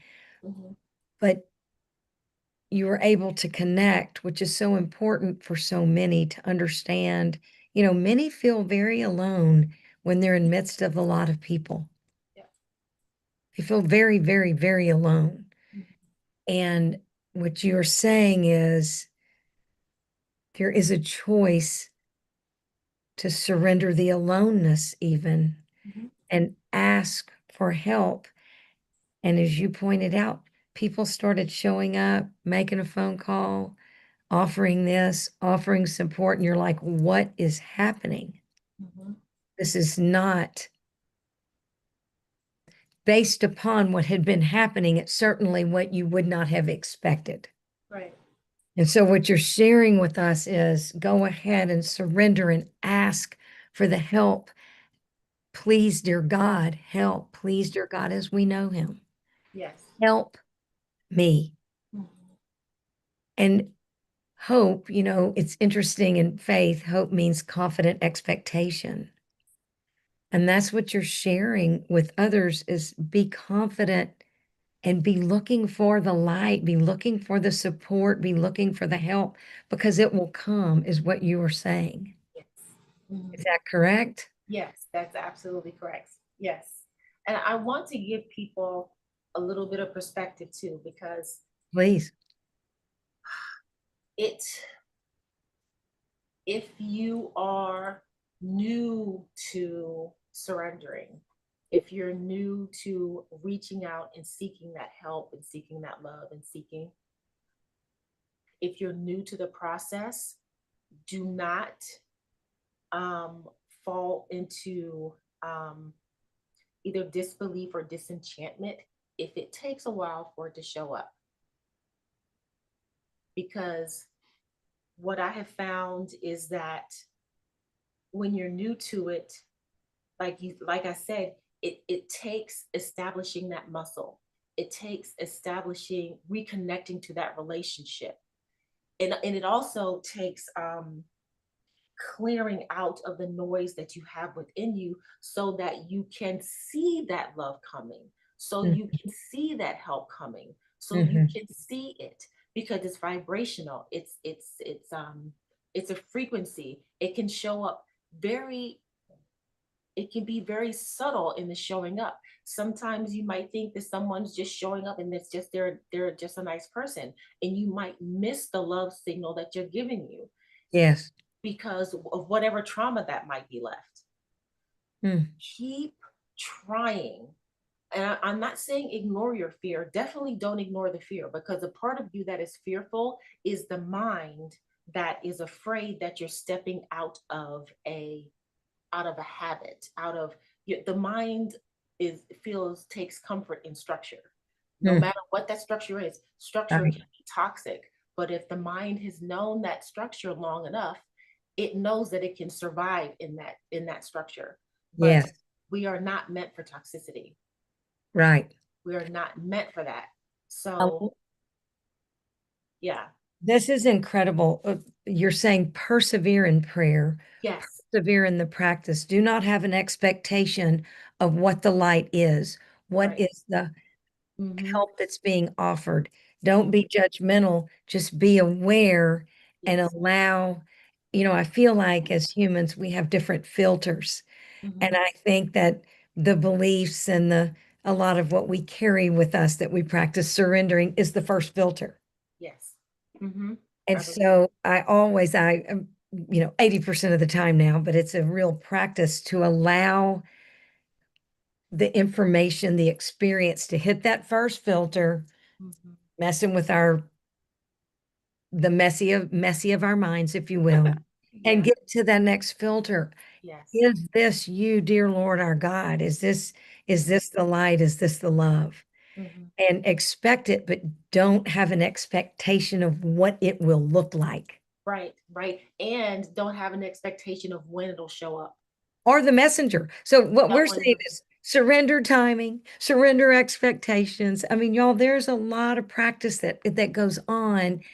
One little practice a day will lead to maybe 5 times out of 10 surrender and pick up and lean into his strength and his light and his love. Um, and Symone, I look so forward to our next conversation. And I know the audience is like, wow, the way you and all have shared so beautifully and so vulnerably. I want to, I don't know, I want to honor you and all of you beautiful speakers for sharing conversation that sometimes people shy away from rather than saying, let me tell you some ways to get through this. and not just to get through it, but to find light and love. And then all of a sudden there's darkness, excuse me, there's beautiful light, however that looks through the darkness. Mhm. Help others by sharing, saying, yeah, you can do this, and you can do this, and you can thrive. Absolutely. Must add, by the grace of God. Mhm. I so appreciate you. And I know it's going to be fun. So, and you know how you were talking about growing your surrender muscle? Oh yeah. The incredible Blair Kaplan is about to join us, and I know she's going to talk about building the resilience muscle. So, Mhm. thank you. I know the audience thanks you, and I can't wait to see you again soon. Oh, thank you so much. This has been an absolute pleasure. Thank you. And Oh, just love you, Carol. Love you, love love you back, Simone. you. Okay, y'all. Oh my goodness. Let me tell you a little bit about our next guest, Blair Kaplan. Blair is a grief and resilience expert. She is a speaker and an author. She is, I admire Blair so much. I met her, I don't know how long ago. And oh, there she is. Hey, beautiful Blair. And we really and truly, well, most of the people here, I could be their mother or grandmother.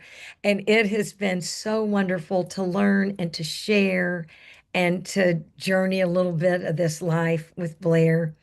She is a British Columbia based grief and resilience expert and coach. And let me tell you, she's good at it.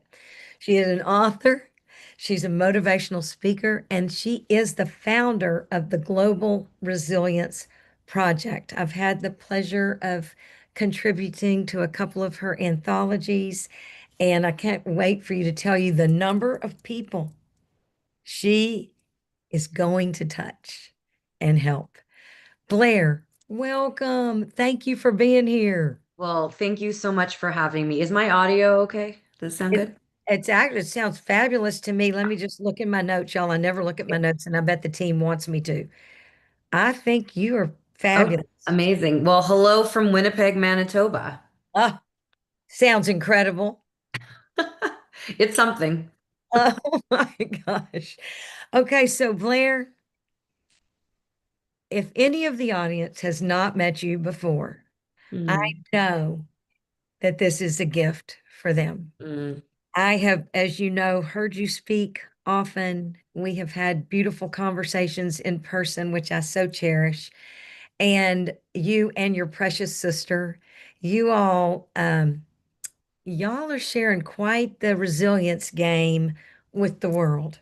mhm. And when we started this incredible, surrender movement, which is everything from anthologies to summits to podcasts to all the things, you came to mind because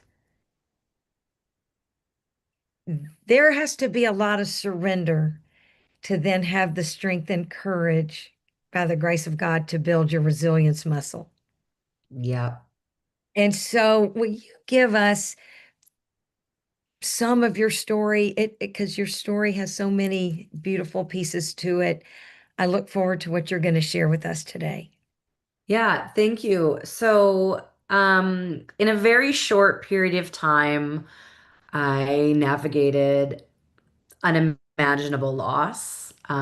My father and I, we were really close when I was little, and then he developed a really bad drug addiction. And the drug addiction, he left our family and was in and out of my life growing up. And in my 20s, I forgave him. And we developed a very beautiful relationship. And he got to walk me down the aisle at my wedding with my mom. But at the end of 2018, we learned he was terminally ill. And while my dad was slowly dying from COPD and lung cancer, I navigated a lot of other very difficult situations, including my grandfather passing away and getting in a car accident on the way home from his funeral and getting a concussion. My first husband had a stroke and quadruple bypass surgery, so my first husband almost died.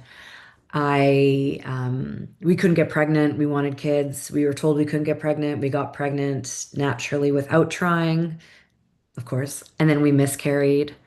And then 3 weeks after that, my father-in-law suddenly died after a 3-week battle with cancer.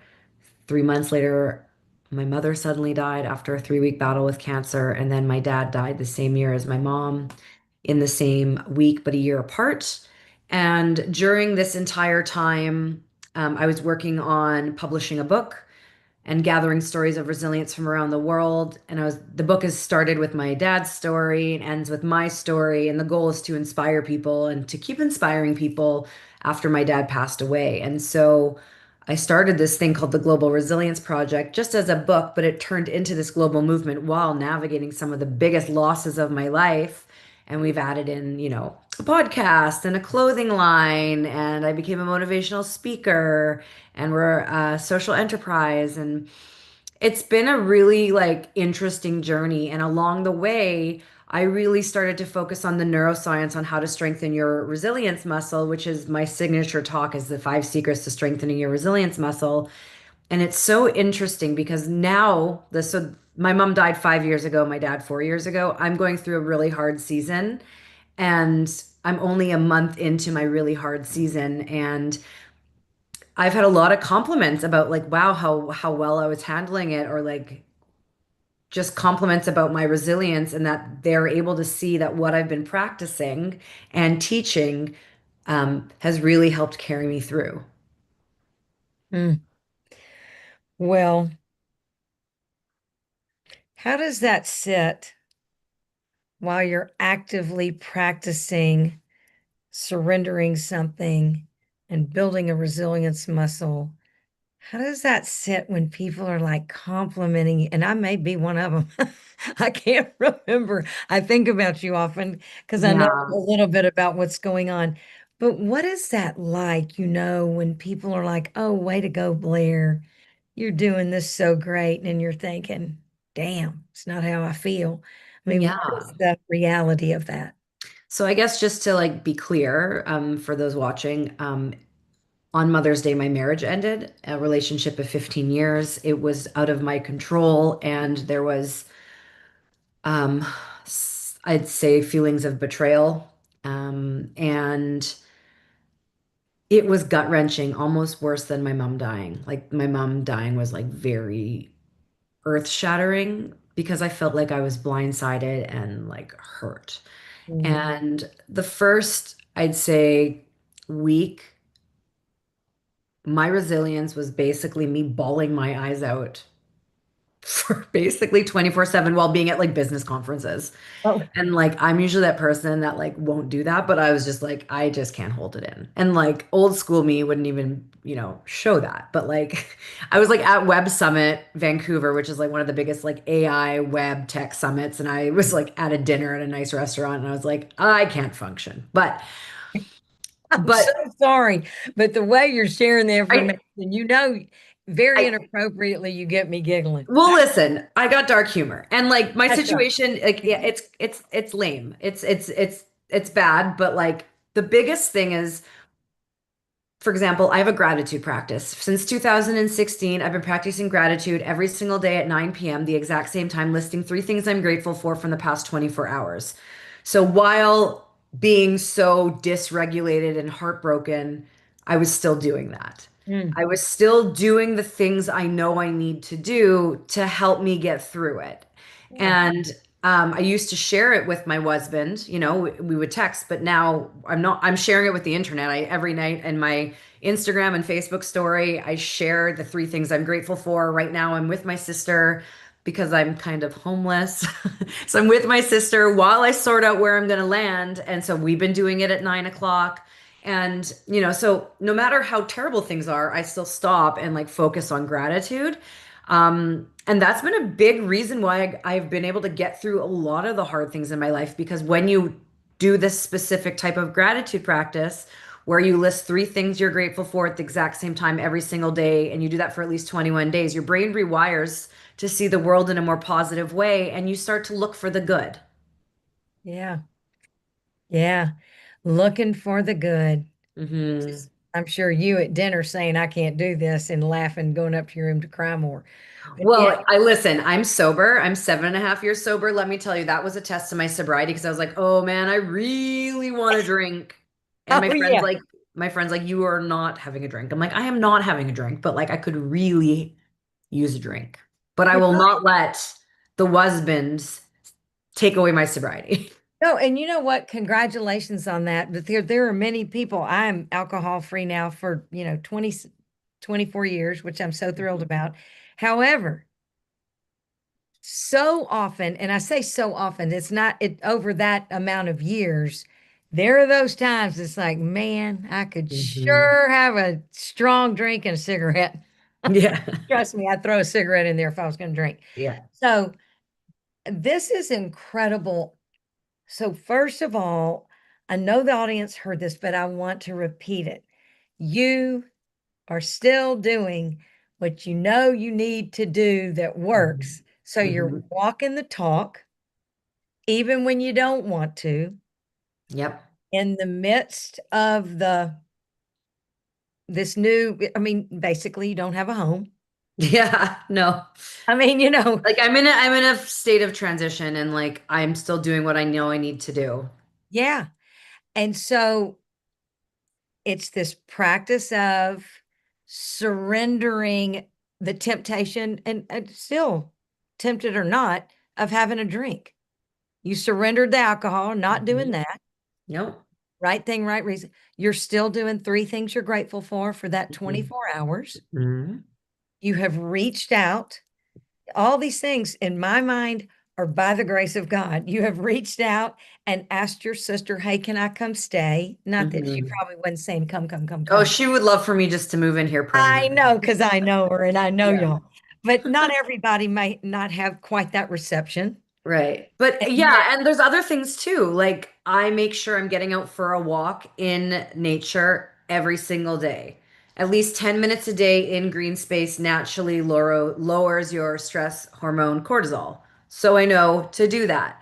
I know that sleep is a priority. So like I was at a friend's birthday this weekend and I left while the party was going on because I was tired and I'm not going to just stay awake when I know that I need sleep for my mental health. My nervous system and having it to be flexible and peace is my priority. And what happened with my marriage was out of my control. So, what can I control? that's right. This is so great. And we started the whole summit with the serenity prayer. Mm, And that being, accept the things I can't change. You know what I mean? yeah. Change the things I can, right? I mean, and that's what you're doing.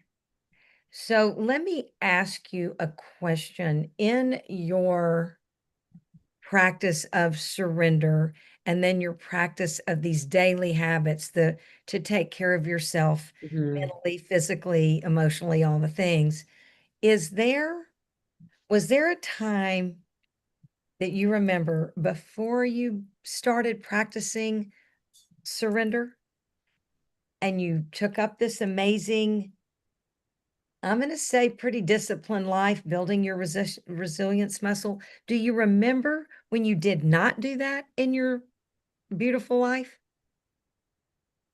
Well, yeah, because I didn't really start actively doing that until I learned my dad was terminally ill, and I had to make a lot of changes, which is where I chose sobriety, where I started researching and learning and building the Global Resilience Project and learning all these different stories of resilience. So I would say it probably started early 2019. But before then, I don't know. I was just kind of doing my thing, like, you know, having a time and Having a time. having a time. And like I wasn't really doing much with purpose. Where now my goal is to empower 888 million people to strengthen their resilience muscle in the next 4 years. And like I have this bigger purpose and legacy I want to leave where before I was just kind of existing. So there is the number, y'all, that I was talking about. 888 million is and in 4 years. So everybody just do that. So the next part about this is, Blair, is you are sharing something that anyone who has been a part of any type of 12-step program Mhm. will recognize this. And the statement is, it takes what it takes. Mhm. And that's what it took for you. And that this was your dad who had done his work, and y'all had started this new and beautiful relationship and this Mhm. growth together. So I just want the audience to hear that. So just think in your life, because I would say 98% of the people that you meet that practice surrender and that are consciously every day doing what it takes for their mental health and to build their resilience muscles will tell you, go ahead and ask the question now. Has what it takes already happened and you're avoiding this practice? And if it hasn't, what would it take? And maybe it has already happened for you to choose the gift of surrender. Mhm. I mean, just go ahead and ask that question. And I'm just saying that as a person who I wish I would have paid attention earlier, Mhm. because there were plenty of bottoms along the way. Mhm. And so I'm just saying this to you, beautiful audience, for you to kind of explore. Have you had any bottoms? And if you haven't, first of all, please call me and let's talk, because I want to know you. And and if you have a lot of bottoms, please call, because I want to know you and let's talk about surrender. But the Blair, what do you believe is this practice of surrender? So your daily practice, you're saying, I'm surrendering. I'm going to put down my circumstances right now and I'm going to pick up helping 888 million. What is your conscious talk to yourself each day with this practice of surrender right this minute? Yeah, I think there's a couple of things. One, it's just the biggest thing is like what is in my control and what isn't, and I have to really understand what isn't in my control. Hmm.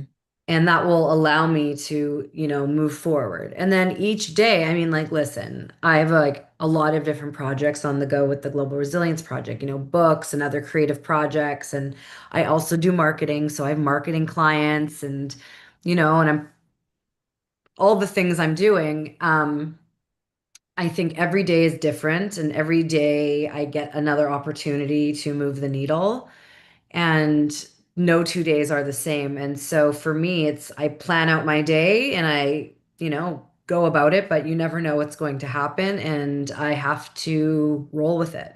Yeah. So you do surrender the control. You plan the day, you surrender control and embrace flexibility Hmm. that is going to work something out divinely. We had just many of the wonderful conversations and stories we've heard from earlier have, it is about, and you're thinking of other people, not just yourself and what is happening of your marriage that's ending. Right. So it's interesting. So like I've always been someone who gives back. I've always kind of volunteered. I've joined my local Rotary. Our community is a social enterprise, and we're always giving back in various ways. And I think about what's the legacy I want to leave behind? Like, what is the difference in the world that I can make? And if it's someone listening today or one person who hears me talk, that I change something for them where they're able to navigate something challenging, my work is done. Mm, mm. And I believe that, like, we all have that in us, that ability to make the world a better place. Not everyone chooses to do that. And so, for me, I'm not, listen, I'm a sober, childless, parentless, divorcee, future divorcee, I guess, bird watcher. And so this wasn't the life I planned. But so what can I do with the cards I was dealt? Mhm. Mhm. So I love that, and I know the audience is hearing it. You're saying, what is it you want to leave behind Hmm. when we're not here physically? What do we want? what impact do we hope to make? Hmm. So, very much so, you move from victim mentality in every area of your life, by the way, and all these examples you have given us, these beautiful could have remained extremely dark and you could have just packed on some more darkness because regular life has plenty. But instead, you have decided to say, okay, what can I do differently? What can I control? What difference can I make? Hmm. So you're saying to everyone, look inside. And where do you want to make a difference that you have not yet? And you're saying that they can, that we can. It doesn't have to be this big grand gesture. Maybe it's holding the door open for people, smiling at a stranger, paying it forward in Starbucks drive-through. You pay for the coffee behind you, right? Mhm. Yeah, it's a beautiful thing that you're sharing because as Mother Teresa said, she said, look, just smile at the people in your own home Hmm. because sometimes they're the ones that get the, hard end of the deal, which, as you know, right now, better than anybody, you're Hmm. practicing that, you beautiful human. So let me ask you a question to those who are experiencing or have experienced their marriage ending and they didn't have any control over it. What do you want to tell them right now as you're in the middle of it because they get it on some level? Yeah.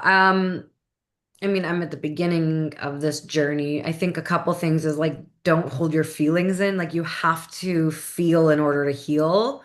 Mm, And I think this is the time to ask for help. Like, I've been very blessed to have people in my life offer me places to stay and support me and, check in on me and feed me and provide, an ear to listen. And for those, if I needed something and it wasn't being offered, I just leaned into asking because you're not meant to go through challenges alone. mm-mm. For me, it's hard because I live right now currently in my ex's hometown, and I also like my parents are dead, so like all I want to do is call my mom, and like she's not here. But luckily, my aunts and uncles have really stepped up, and my sister and my friends. And so I am, when I need help, I ask for it with no shame. Incredible. So I'm going to repeat what I heard. Honor your feelings, which brings up surrendering does not mean not honoring your feelings. Blair has given us an example of in the midst of a work day, something she normally doesn't do is do a lot of crying. She honored her, she surrendered to the truth of how she felt. Hmm. And she honored that. She doesn't want to live there, but she honored herself in the surrender. So I'm going to say surrender pride was there. And then this beautiful and embrace, and she reached out for help. That is showing courage. That is building a resilience muscle. That is surrendering, yet again, pride, which gets in Hmm. our way so much. It's just like yuck already. How incredible that example is, Blair. And she's also told us take a walk, move around. Let's build up, you know, and let's help ourselves. So what about that, Blair? Tell us a little bit about when you, and that's very interesting. I hadn't thought about that. You wanted to call your mom and you couldn't. Hmm. My mom and dad divorced when I was 7, and so obviously when it came to like marriage advice, I wouldn't go to her. But it's like, oh, finally something she could help me Oh, with, but she's gone. And it's interesting because my aunts and not all, but some of my aunts and uncles, like the ones I'm closer with, are all married, and it's great. Like, yay for them. And I love my aunts and uncles, but it's just funny because this is like the one thing that I think my mom would be really great at helping me navigate in my relationship, but also just because, like, when really bad things happen, sometimes you just want to call your parents. Mm, mm. Yeah, whether they can help or not. And Hmm. so I have a question about what leads me to the unseen. And in this practice, we talk about in going to God and surrendering and asking Him for help as we know Him, higher power source. Do you find yourself in conversation with God in this? Yeah. So I'm a woo Jew. I'm Jewish and wooish. And every morning, almost every morning, I sit in stillness and ask for guidance for the day. And Mm, I pull an oracle card and I sit with it and I read it and I see how it applies to my day, my life, what I'm navigating, and then I journal. And mm. so that's, I'd say right now, like one of it's almost a daily practice. Obviously, when I travel, things get a little skewed, but it's me just, ask. And the other thing is I ask for signs. Um, like I'm trying to figure out where I'm going to live. Like, do I stay in the city I'm in? Do I move back to this city? And the other day I was walking and I just said, Mom, like, send me a sign while I'm here if I should move back. Interesting. I have a lot of friends that, and I reference it this way now as well. I'll say, "Oh gosh, I had such a God wink." Yeah. So you're looking for the winks or the. If you're a bird watcher, my guess is there's a lot going on in nature for you. Yeah. I've seen some of the beautiful places that you go, and she also hosts retreats. I want to tell y'all that, so check that out as well. It's Hmm. very interesting to me, Blair, and I would think to the audience that it's incredible during the midst of all this, it would have made, and I want the audience, she had a perfectly legitimate life happening, send me a text, send the team a text and say, you know what, too much going on. I don't want to talk about surrender because I don't feel like surrendering right now. I don't want to talk about resilience. And yet here she is. And what we have heard and witnessed through this entire conversation is your commitment to practices that help you. Yep. And because here you are. Did it cross your mind to say, you know what, I'll be on the next summit? No, because I say yes in my work life to the things I love to do. And again, back to what is in my control, the Showing things up. so these are things I love to do. And so why would I not do it if it fulfills me? The law of duality, right? Like if I need to have that equal balance of like the things that fulfill me while the other things are draining me. Oh, yeah. You Hmm. know, because, and I know the audience hears this, she is making such conscious decisions where very easy, one of those choices would have been, I feel like being a victim. I think, not going to go, not going to do it. She shows up, and it's very interesting when we show up so often when we don't want to, but we show up. Not only is it helping everyone else, it's helping us. Hmm. I mean, Blair, I'm a fan. So, Hmm. what do you want to leave with the audience today about the practice of surrender? I think just kind of on that theme of like what is in your control and what isn't. What do you need to let go of and what can you do so that you can put one foot in front of the other? Mm-mm-mm. Thank you, Father, for your Blair, for these amazing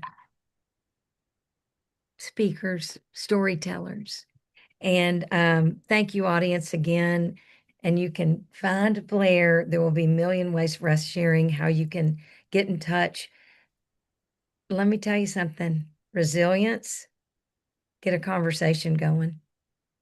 Thank you, beautiful Blair. Thanks, Carol. Thanks to everyone also who is in the comments and watching us. Oh, I mean, seriously, just the sharing and the receiving of the information. I know it's completely guided by the Holy Spirit, and I'm just so appreciative. Thank you for the leading to that 888 million. that you're touching. And y'all, you're all part of this. How You're all cool. part of it. Yep. And you too, Carol. You were on a billboard in Times Square and you shared your story in our book and you're part of it. It's an honor to be a little bit of anything good like this. So thank you. Thank you, everyone. Okay, so y'all, can you believe any of these amazing, beautiful speakers, storytellers, and the vulnerability that they are sharing with each of us? I thank y'all again for being here. And our next storyteller speaker is Elisa Lynch. Let me read to you a little bit. I mean, we met in person the first time. We became fast friends. It was weird. She has an incredible tattoo that says surrender on her arm. And her story is outrageous. I cannot wait for you all to meet her. I'm going to read to you a little bit. Holistic mermaid who has experienced a sea of miracles throughout her life, including several near-death experiences, and she believes with God, all things are possible. After a near fatal boating accident on October 13th of 2011, she was left instantly paralyzed with a broken back, and she was unable to walk. Elisa, and you know, it's so funny. I always say Elisa, and she loves Elisa. So she gives me such grace. Elisa, she heard a message from God in the hospital 2 weeks later saying, do not listen to the doctors. You will walk again. It is going to be a long journey and you will be healed. Follow me. Anchored by faith, hope, and prayer, she rebuilt her mobility and transformed her pain into purpose, becoming a health and disability advocate. Today, she is going to give her powerful testimony of hope and the miracles that are our birthright and the superpower of surrender, and how that one word became the basis of her healing and recovering. Welcome, my lovely friend. Thank you. Thank you. Thank you so much. What a beautiful, beautiful opening. Thank you. Well, I mean, I'm sure everyone is already like, okay, so let's hear it. What do you mean paralyzed and you're going to learn to walk again? And the doctor said you're not. In advance, I want to say thank you for sharing so beautifully and just letting the truth get out there. Thank you, and take it away. Thank you so much.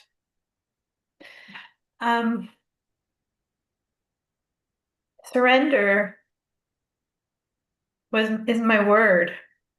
I've been through 5 near-death experiences, and the fourth one was in the boat in 2011. I was 43 years old, and I didn't see it coming. I was going through a little adversity. I just lost my job when I had the big accident, and I decided to take the day off and take the kids home from school. I had a 9-year-old daughter, and we skipped school that day, and we went on the boat in the middle of the week randomly.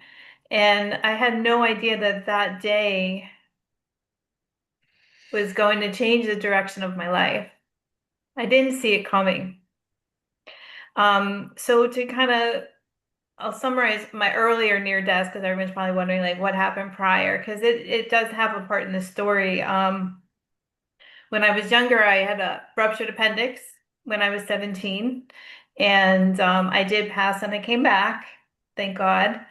The doctors didn't know how my appendix didn't go to my heart. I was like that for a few days. I also had a near drowning accident when I was 13 in the water, and I almost passed in childbirth. So prior to the boating accident, I had already sustained an awful amount of trauma. not to mention sexual trauma and other traumas in my youth. So to kind of give you an idea of what I had to surrender, there was a lot of things that I had gone through in my life. The accident was just, I love the water and I love boats. I grew up on Long Island and I moved to Florida and I was a beach girl. Any chance I got, I was on the beach. That was my passion. And I love boating. I always wanted a boat, and I got very successful in my 40s at my career, and I was able to buy the boat club for my family. So it was like my dream come true. So that day after I lost my job unexpectedly, I've been to St. John right before, I thought I had my dream life. And I decided to go on the boat that day just to relax my nervous system, to take in the ocean and figure out like what's next for me. What am I going to do now that I lost my job? So like I said, it was just such a beautiful day. I was happy to be out on the water. And we started, there was a Coast Guard boat that went by, and then we went over the wake from the boat. And then a few minutes later, I said, can we go a little faster? We were almost going too slow. Sometimes on a boat, if you're too slow, the boat feels like it's not safe. So we started going faster and then we went too fast. And I was screaming to slow down and no one could hear me. So I almost had an intuition that something just didn't feel right. And right before that, my 9-year-old daughter was standing in front of me and she was wobbling around, and I was uncomfortable with watching her. So I sat her next to me. And as I sat her next to me, I looked over and there was the wave that injured me. I didn't see it coming. I didn't see it till it was too late. And I couldn't grab onto anything because my deepest fear was that my daughter would fly out of the boat. And I couldn't even fathom something like that happening. So I just, I panicked. I panicked. And I couldn't hold on. And when the impact was done and I was thrown everywhere on the boat, I didn't know where my legs were. When the fall had finished. And I knew something terribly, terribly, terribly had happened to me. And I didn't know if I was going to make it to shore. They came over and I started screaming, and then they went over and they were like, she can't feel her legs, because I kept feeling like this uncontrollable electricity and I didn't know what I had done to my body. So thank God I knew to lay on the front of the boat and look at the sun. And the sun saved my life. The light saved me. It saved me. And I could sing a song in my head about the sun. It was a Kenny Chesney song, my favorite singer, Lucky Old Sun. And I could safely get to shore, which was, a miracle in itself, just getting somewhere where I could get the help I needed. So when I arrived to the shore, the ambulance came and they airlifted me to the hospital. And when I got to the hospital, they'd give me the news that I had, broken my back. I had a spine injury, and they didn't know if I was going to make it through surgery or what was going to happen to me. So in that moment, I decided to go with the surgery, but the fear that I had experienced and the injury to my nervous system was like at the ultimate highest level that could possibly happen to someone, because it shut down and it went into a shutdown state. So in that moment, I just went for what the doctor said, and I allowed them to operate on my back. And then when the operation was over and they came in, I was starting to get some feeling back in my legs, which they thought was a miracle, which I was so grateful. But the pain that I was experiencing was like like it was the most severe pain I've ever imagined that I went through after that break in my back. And I can still remember them saying, well, they weren't real hopeful I was going to walk. They just like, it was going to take a miracle. And so the first couple of weeks, 2 weeks or so, I was just trying to get through that difficult time. I had to have a sliding board. I couldn't get out of bed. I wasn't able, I wasn't able to move. Like I couldn't get in a shower. I couldn't. My poor body felt broken. I was completely broken.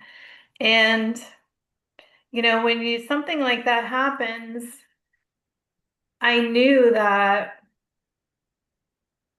I had to open up that faith box because I needed God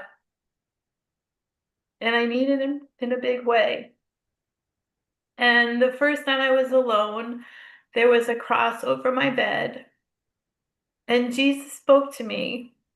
And I did get that message that I should not listen to the doctors. I was going to be healed one day and it was going to be a journey that I could never imagine. Like it was going to be a very long journey, but I was going to make it and I was going to be okay. And those words literally is why I'm sitting here today, because it was a journey of faith. It was a journey of hope, and it was a journey of surrendering because I had to navigate a world that I had no idea about. I didn't know how I was going to, drive again. I didn't know how I was going to take care of my kids. I still had a 16-year-old and a 9-year-old at home that I had to care for. I didn't know what that was going to look like for my marriage or how I was going to afford all the therapies that I needed. So it was a really long road to recovery in the beginning. And, I learned to be so grateful because I was in so much physical pain. I had CRPS, which was the most painful syndrome you can have. It's higher than childbirth. And I remember praying to God, like, please help me get through this pain. And thank God I found ketamine therapy, but I was guided along the way on how I could get to the next step. What was the next step to be healed? What can I do? So for the first 4 years, I tried everything. I went through rehab. I went to Miami Paralysis Center, Christopher Reeve Foundation. I did everything I could, and I was still just not getting better. I was still just, it was almost as if I was looking at myself from a distance. Like I was so disconnected from my body. And I know now that it was my body's way of protecting me. And, there was a lot of grief that I went through and, a lot of loss of relationships that were very difficult. Going through, feeling different and adjusting to like, how do I do life in a wheelchair and realizing I couldn't do the things I loved anymore was like really a heartbreaking time in the beginning. But angels showed up. I had people I met that would help me at the beach and push the wheelchair for me. I had great friends and family that supported me. But honestly, after 4 or 5 years of that, I woke up one day and God said, it's time you have to do this on your own now. And I went and I got separated from my husband and I went on my own so I could follow these guidance I was getting from God on what the next step should be. And the first step that I went to that God led me to was gratitude training. And I walked into the training and it was the first time that I really felt alive again because I had my spiritual awakening up to who I really was. And I realized that no matter what had happened with my physical abilities, I still had my soul and I still had a lot of spirit and life left in me for me to keep going on. And this was 10 years ago now. But the gratitude journey led me into holistic healing. And I met my healer, Joe Petrosky, who really helped me understand all of the things my subconscious was holding on to from way back in the beginning of time for my life. and a lot of the things that I had experienced and how my body had kept the score and different ways on how to heal. So my journey went spiritual, mental, emotional, and physical. And the spiritual, like I said, was a lot of work and surrendering and understanding my emotions and going through the past and creating new things, but also healing what still had to be healed inside of me. So that was the first part. The second part was the mental. And that was, as you can see, I'm very strong-willed, thank God, because it allowed me to, mentally just be open and change the way I was looking at things and finding, adapting. Even just adapting my life was a gift that I would say, well, okay, well, I can do things this way. Or like I just didn't I still had such a zest for life. That was beautiful. And then I realized that I could help others. And then once I started serving people in the disability community with getting on the beach, because I thought I couldn't do it until one day, 7 years later, somebody rolled by me in a scooter and went on the beach, and I followed them and I said, "Oh my God, it's a mat."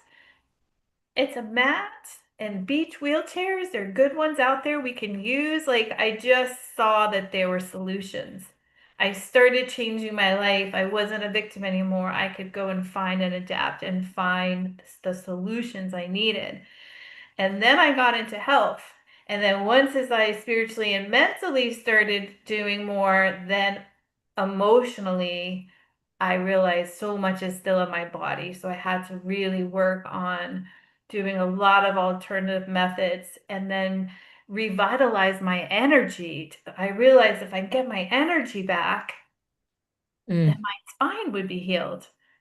So the last few years, I've really focused on the biohack and miracle, and I went to a lot of events. I met like some of the best thought leaders in the industry, Joe Dispenza, Bruce Lipton, Greg Braden. I was in the right rooms.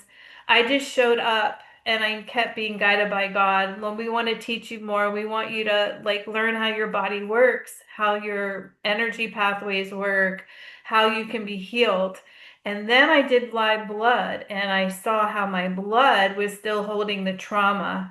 And I went in and biohacked that and gave my body oxygen and I learned about hydrogen. So now I'm very, very well rounded and God showed me this is our birth. This is how we're born with all these elements.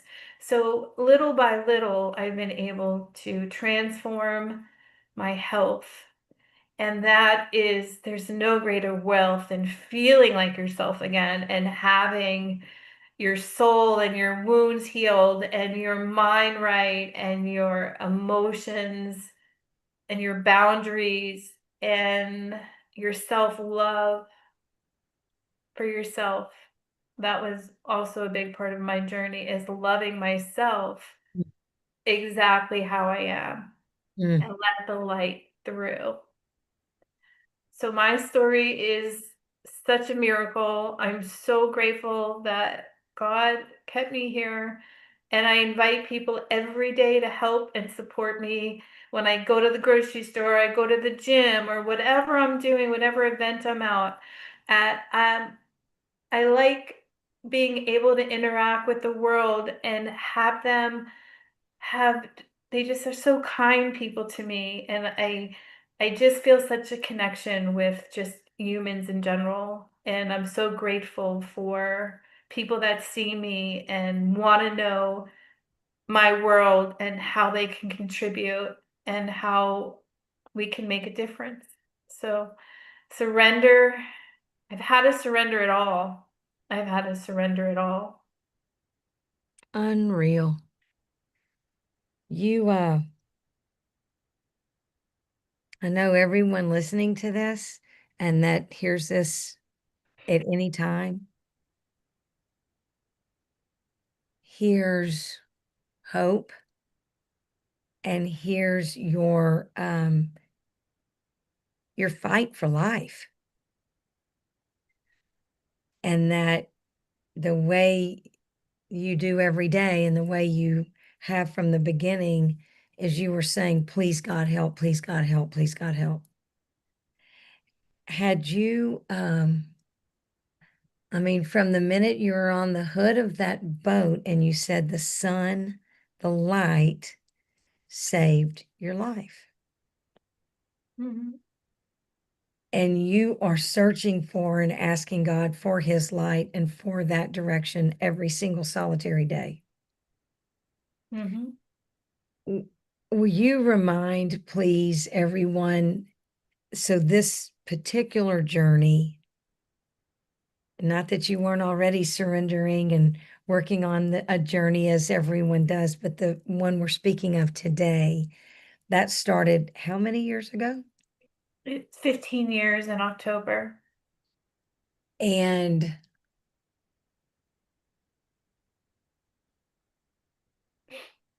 I would bet that anyone listening to this would say, man, that's a long time. And you did that by staying in each present moment. Mhm. And listening to my intuition and listening to those special moments when someone showed up and I just got this feeling, oh, I should book a session with them. I should learn about this, or I should take these classes on spirituality, or I just was an open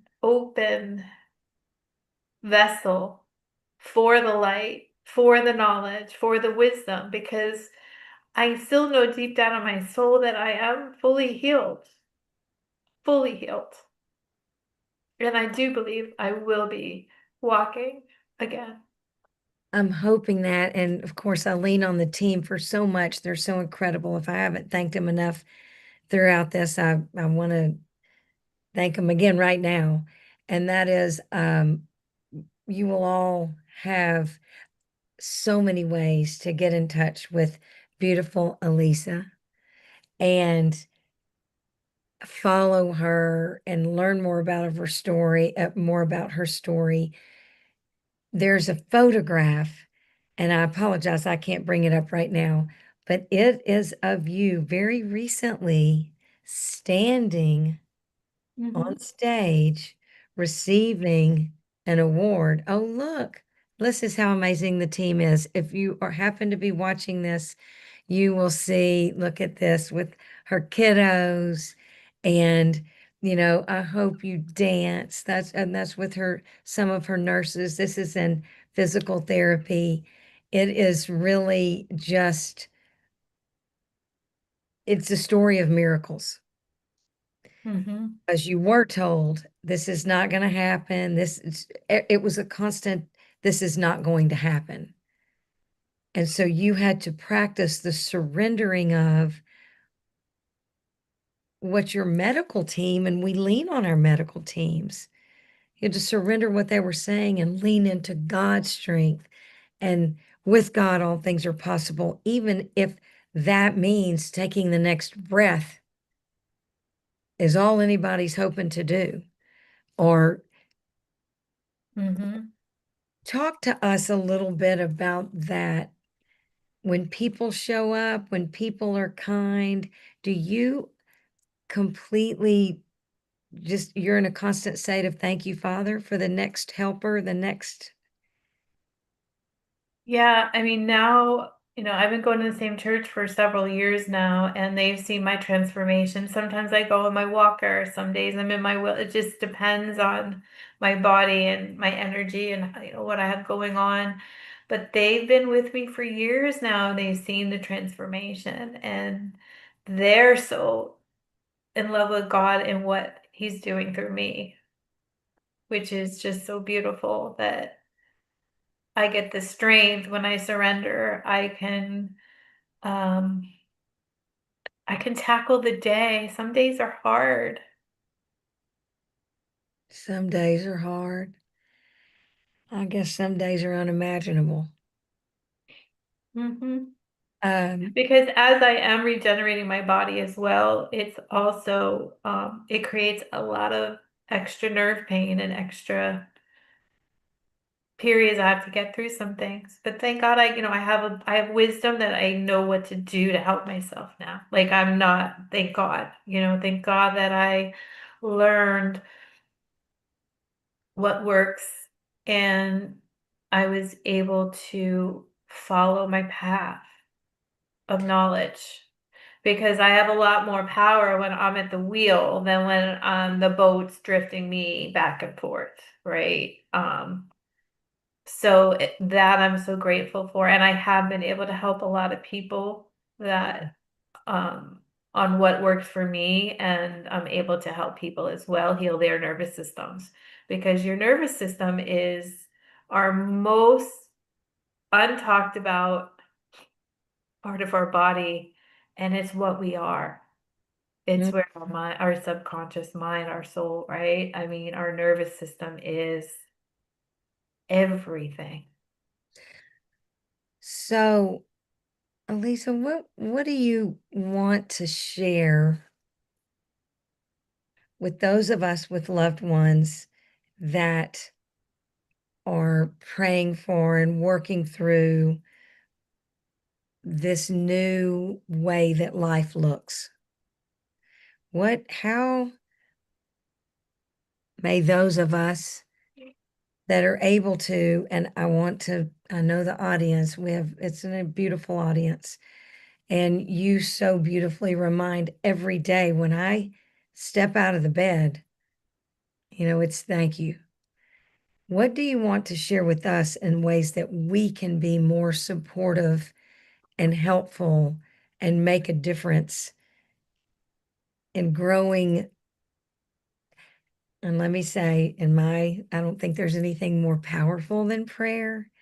And so, yes, the prayer, how can we be more supportive and kinder and more loving, you know, to people who are not able to move with ease? I'll say it that way.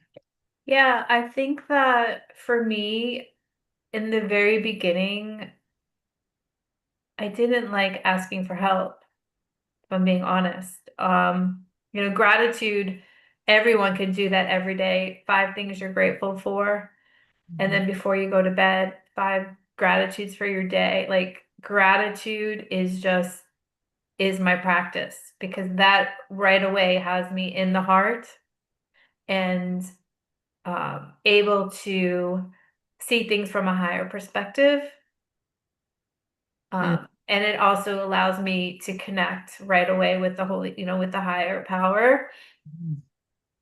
So that I would say is definitely, and then I would also say that when you're out and about, and you know, uh, if someone's offering you in, like it's a beautiful experience for both of you, if that makes sense.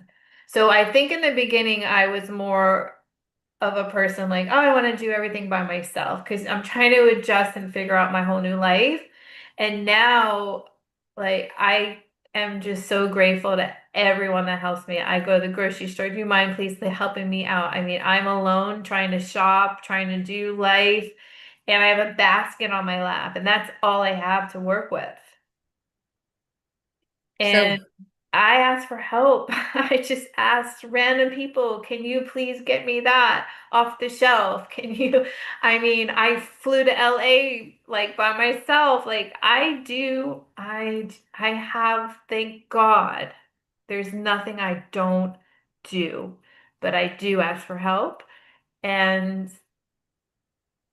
I know that that's part of my purpose, believe it or not, is by being grateful for my experience even though it looks on the outside, right? But the inside experience I'm receiving of my spiritual self, I am so over full with the spiritual. Does that make sense? yes, I it am, does. like in other words, like that if I can go out and interact with 5 random strangers in one day just by going to the gym, right? And then going to get coffee after or whatever, that's really amazing. Last week as well, I went out with the county and we went through all the accessible areas and I'm also in inputting on how to make things more accessible, because there is a gap between someone's life that's rolling around and someone that's may not have the same mobility. So that is a sweet spot that I'm able also to give back and show different eyes on issues that we all need in the world, because accessibility is a problem in the United States. It's a very, very big problem. Mm. And there are people not leaving their homes or not living life to the fullest. I'll give you an example. The bathrooms aren't even accessible. They just think if they put a rail up that it's good. No, if the wheelchair, someone has to transfer, they need room, right? It's just things, there's, making the world better one day at a time. I used to say one person at a time, and now I think it's whatever we can do in the day, right? It's really about a Mm. daily life of empowerment. Oh my God. So thank you, Father, for your child, Elisa. Again, another incredible human sharing your love and light with all of us. I want to thank you for doing this. And I want to remind what I am hearing you say is just help. If you see somebody, if it's not obvious how you can help them, ask them, is what Yeah, of you're course. saying. Mm-hmm. How can we help? It's interesting because especially in this day and age of everyone wants to be appropriate, right?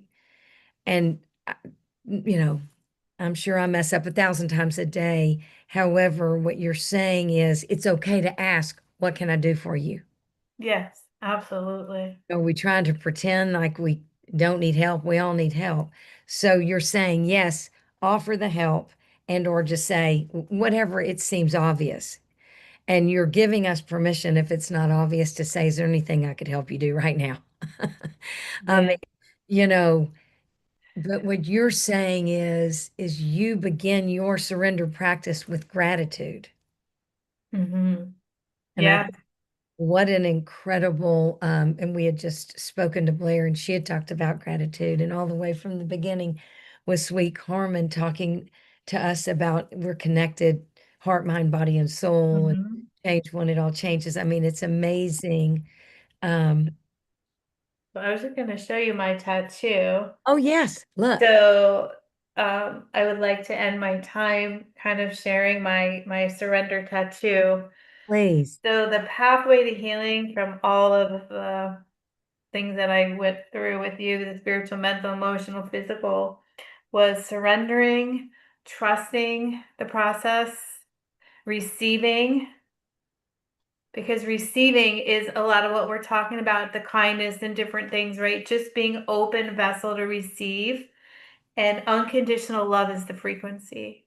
Mm, And self-love is the greatest love of all, the way that God loves us. So when I can connect into that unconditional love, um, that's our birthright. The divine within is the magical place where all miracles happen.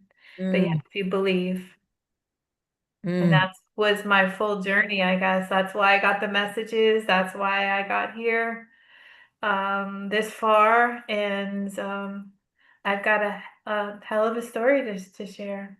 But thank you for having me today. Oh, it is complete privilege to speak to you, to speak to all. And what's so incredible here is you're reminding the audience.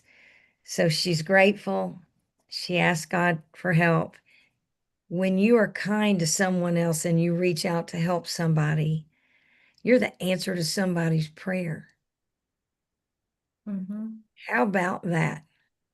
That we could all, by being kind and helpful, be the answer to someone's prayer. And that's as simple as a smile, opening a door, being patient, finding a place to park a little further away, helping someone get their chair through the sand to the part of the beach that allows movement. There is, A lot to be said for all of us. We need to surrender our hurriedness. I'm hearing that. I want to thank you from the bottom of my heart. I know that the audience thanks you for what you're doing, how you are sharing hope and throwing lifelines, as that's what we're trying to do. All of us that want to practice surrender and help empower others with hope by a practice of surrender, which doesn't sound like it makes sense, but it does. Thank you Mhm. Thank so you. very, very Much love, much. everyone. And I will see you, I hope, very, very soon, if I remember. Yes. Okay, audience. Wow. Wow.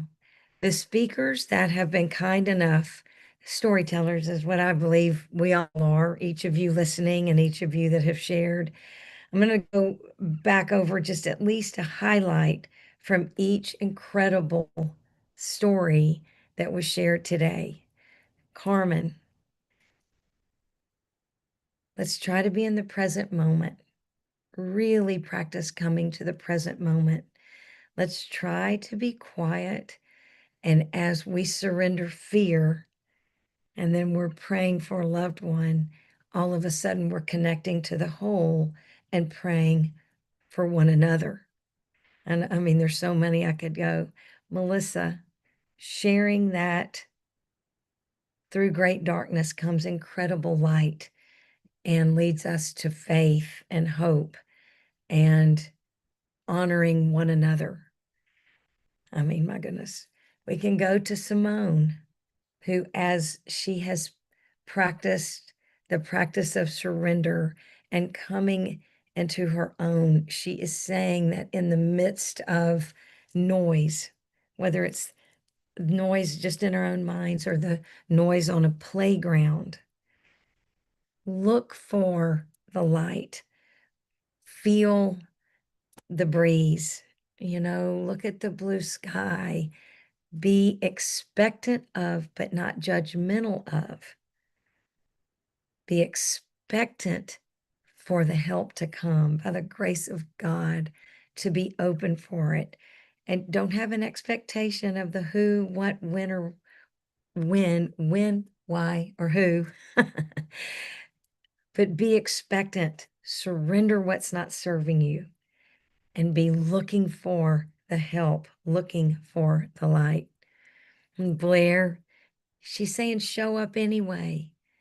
Show up, lean into what we can control in the midst of walking through hurt and pain and suffering.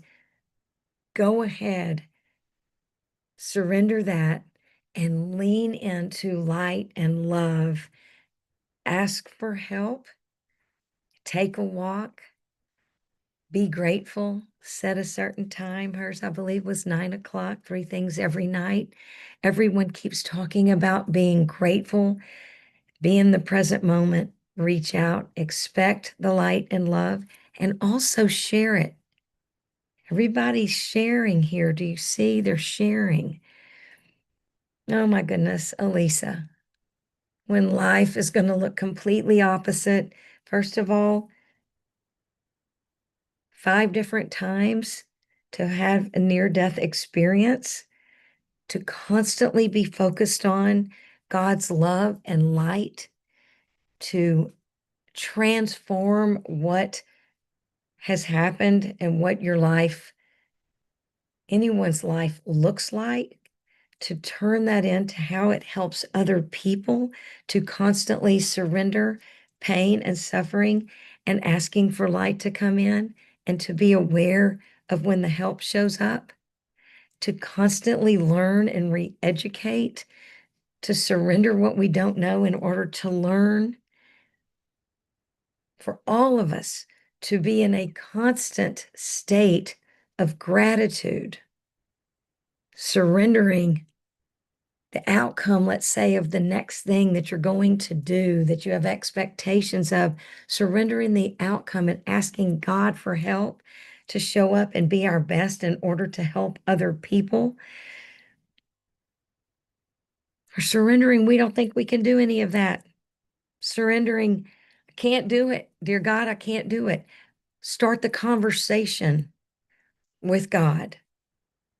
Yeah, go ahead. Just say, I can't do it. Help me if you want.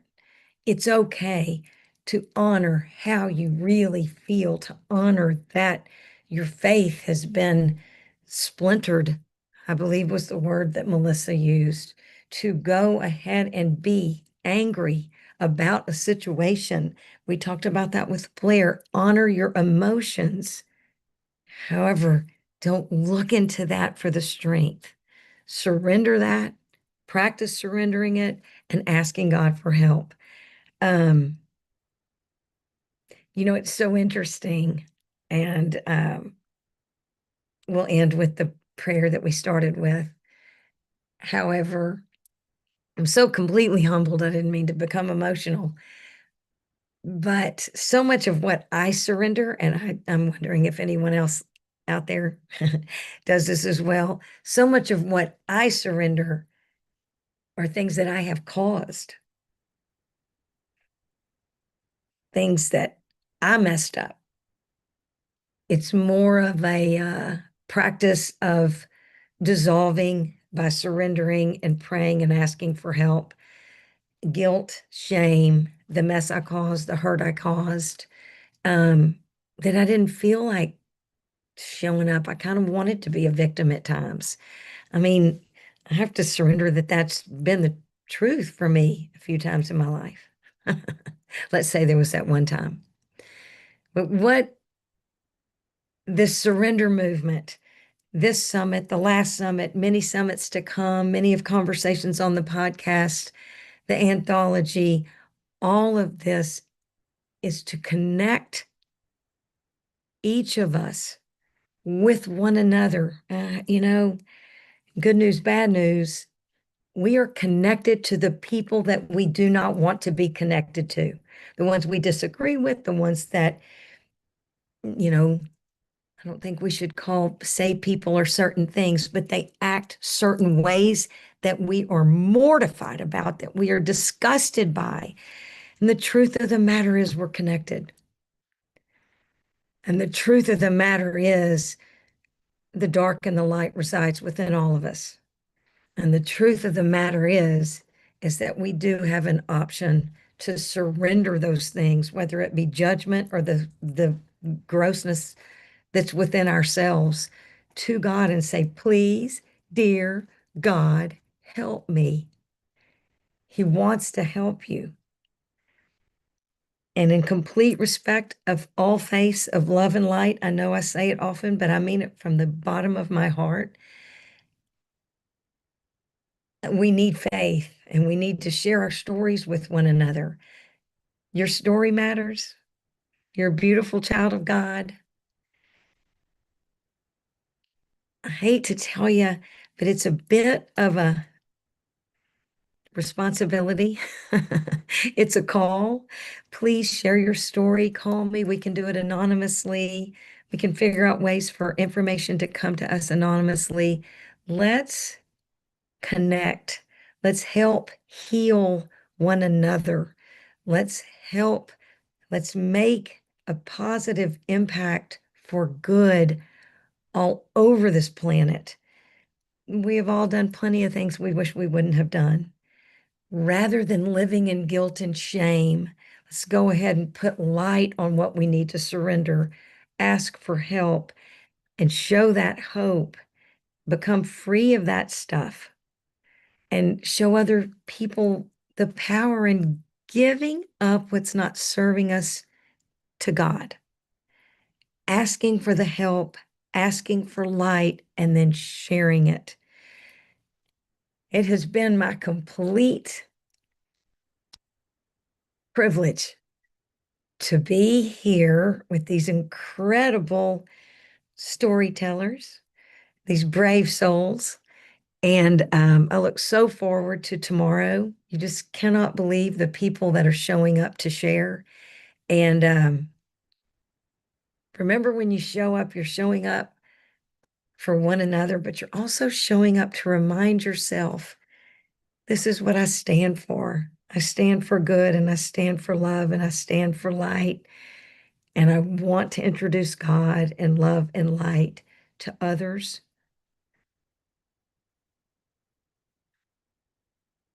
Please, God, grant grant us the serenity to accept the things I cannot change, the courage to change the things I can, and the wisdom to know the difference. And I'm going to read this, what I told y'all earlier. It's the truth. And you change the pack, and the pack changes you. And we are the sum of all the people that we have ever crossed paths with in our entire lives. And that's a good thing. Thank you. Thank you, Father. Thank every single solitary one of you that have shared, those of you that have listened. And again, in complete respect and honor of all faiths of love and light and my faith, I pray in and with and through Jesus Christ that the Holy Spirit touches every one of us in a manner that helps us to become more appreciative, surrender more often, and kinder to one another, and make a difference for good on this planet. Thank you so much. And thank you, Dream Team. Oh my God. I want to highlight Jillian and Heather and Jacqueline so very, very much. Thank you all. Have an incredible rest of your day, and I sure hope you can come tomorrow. Hook 'em.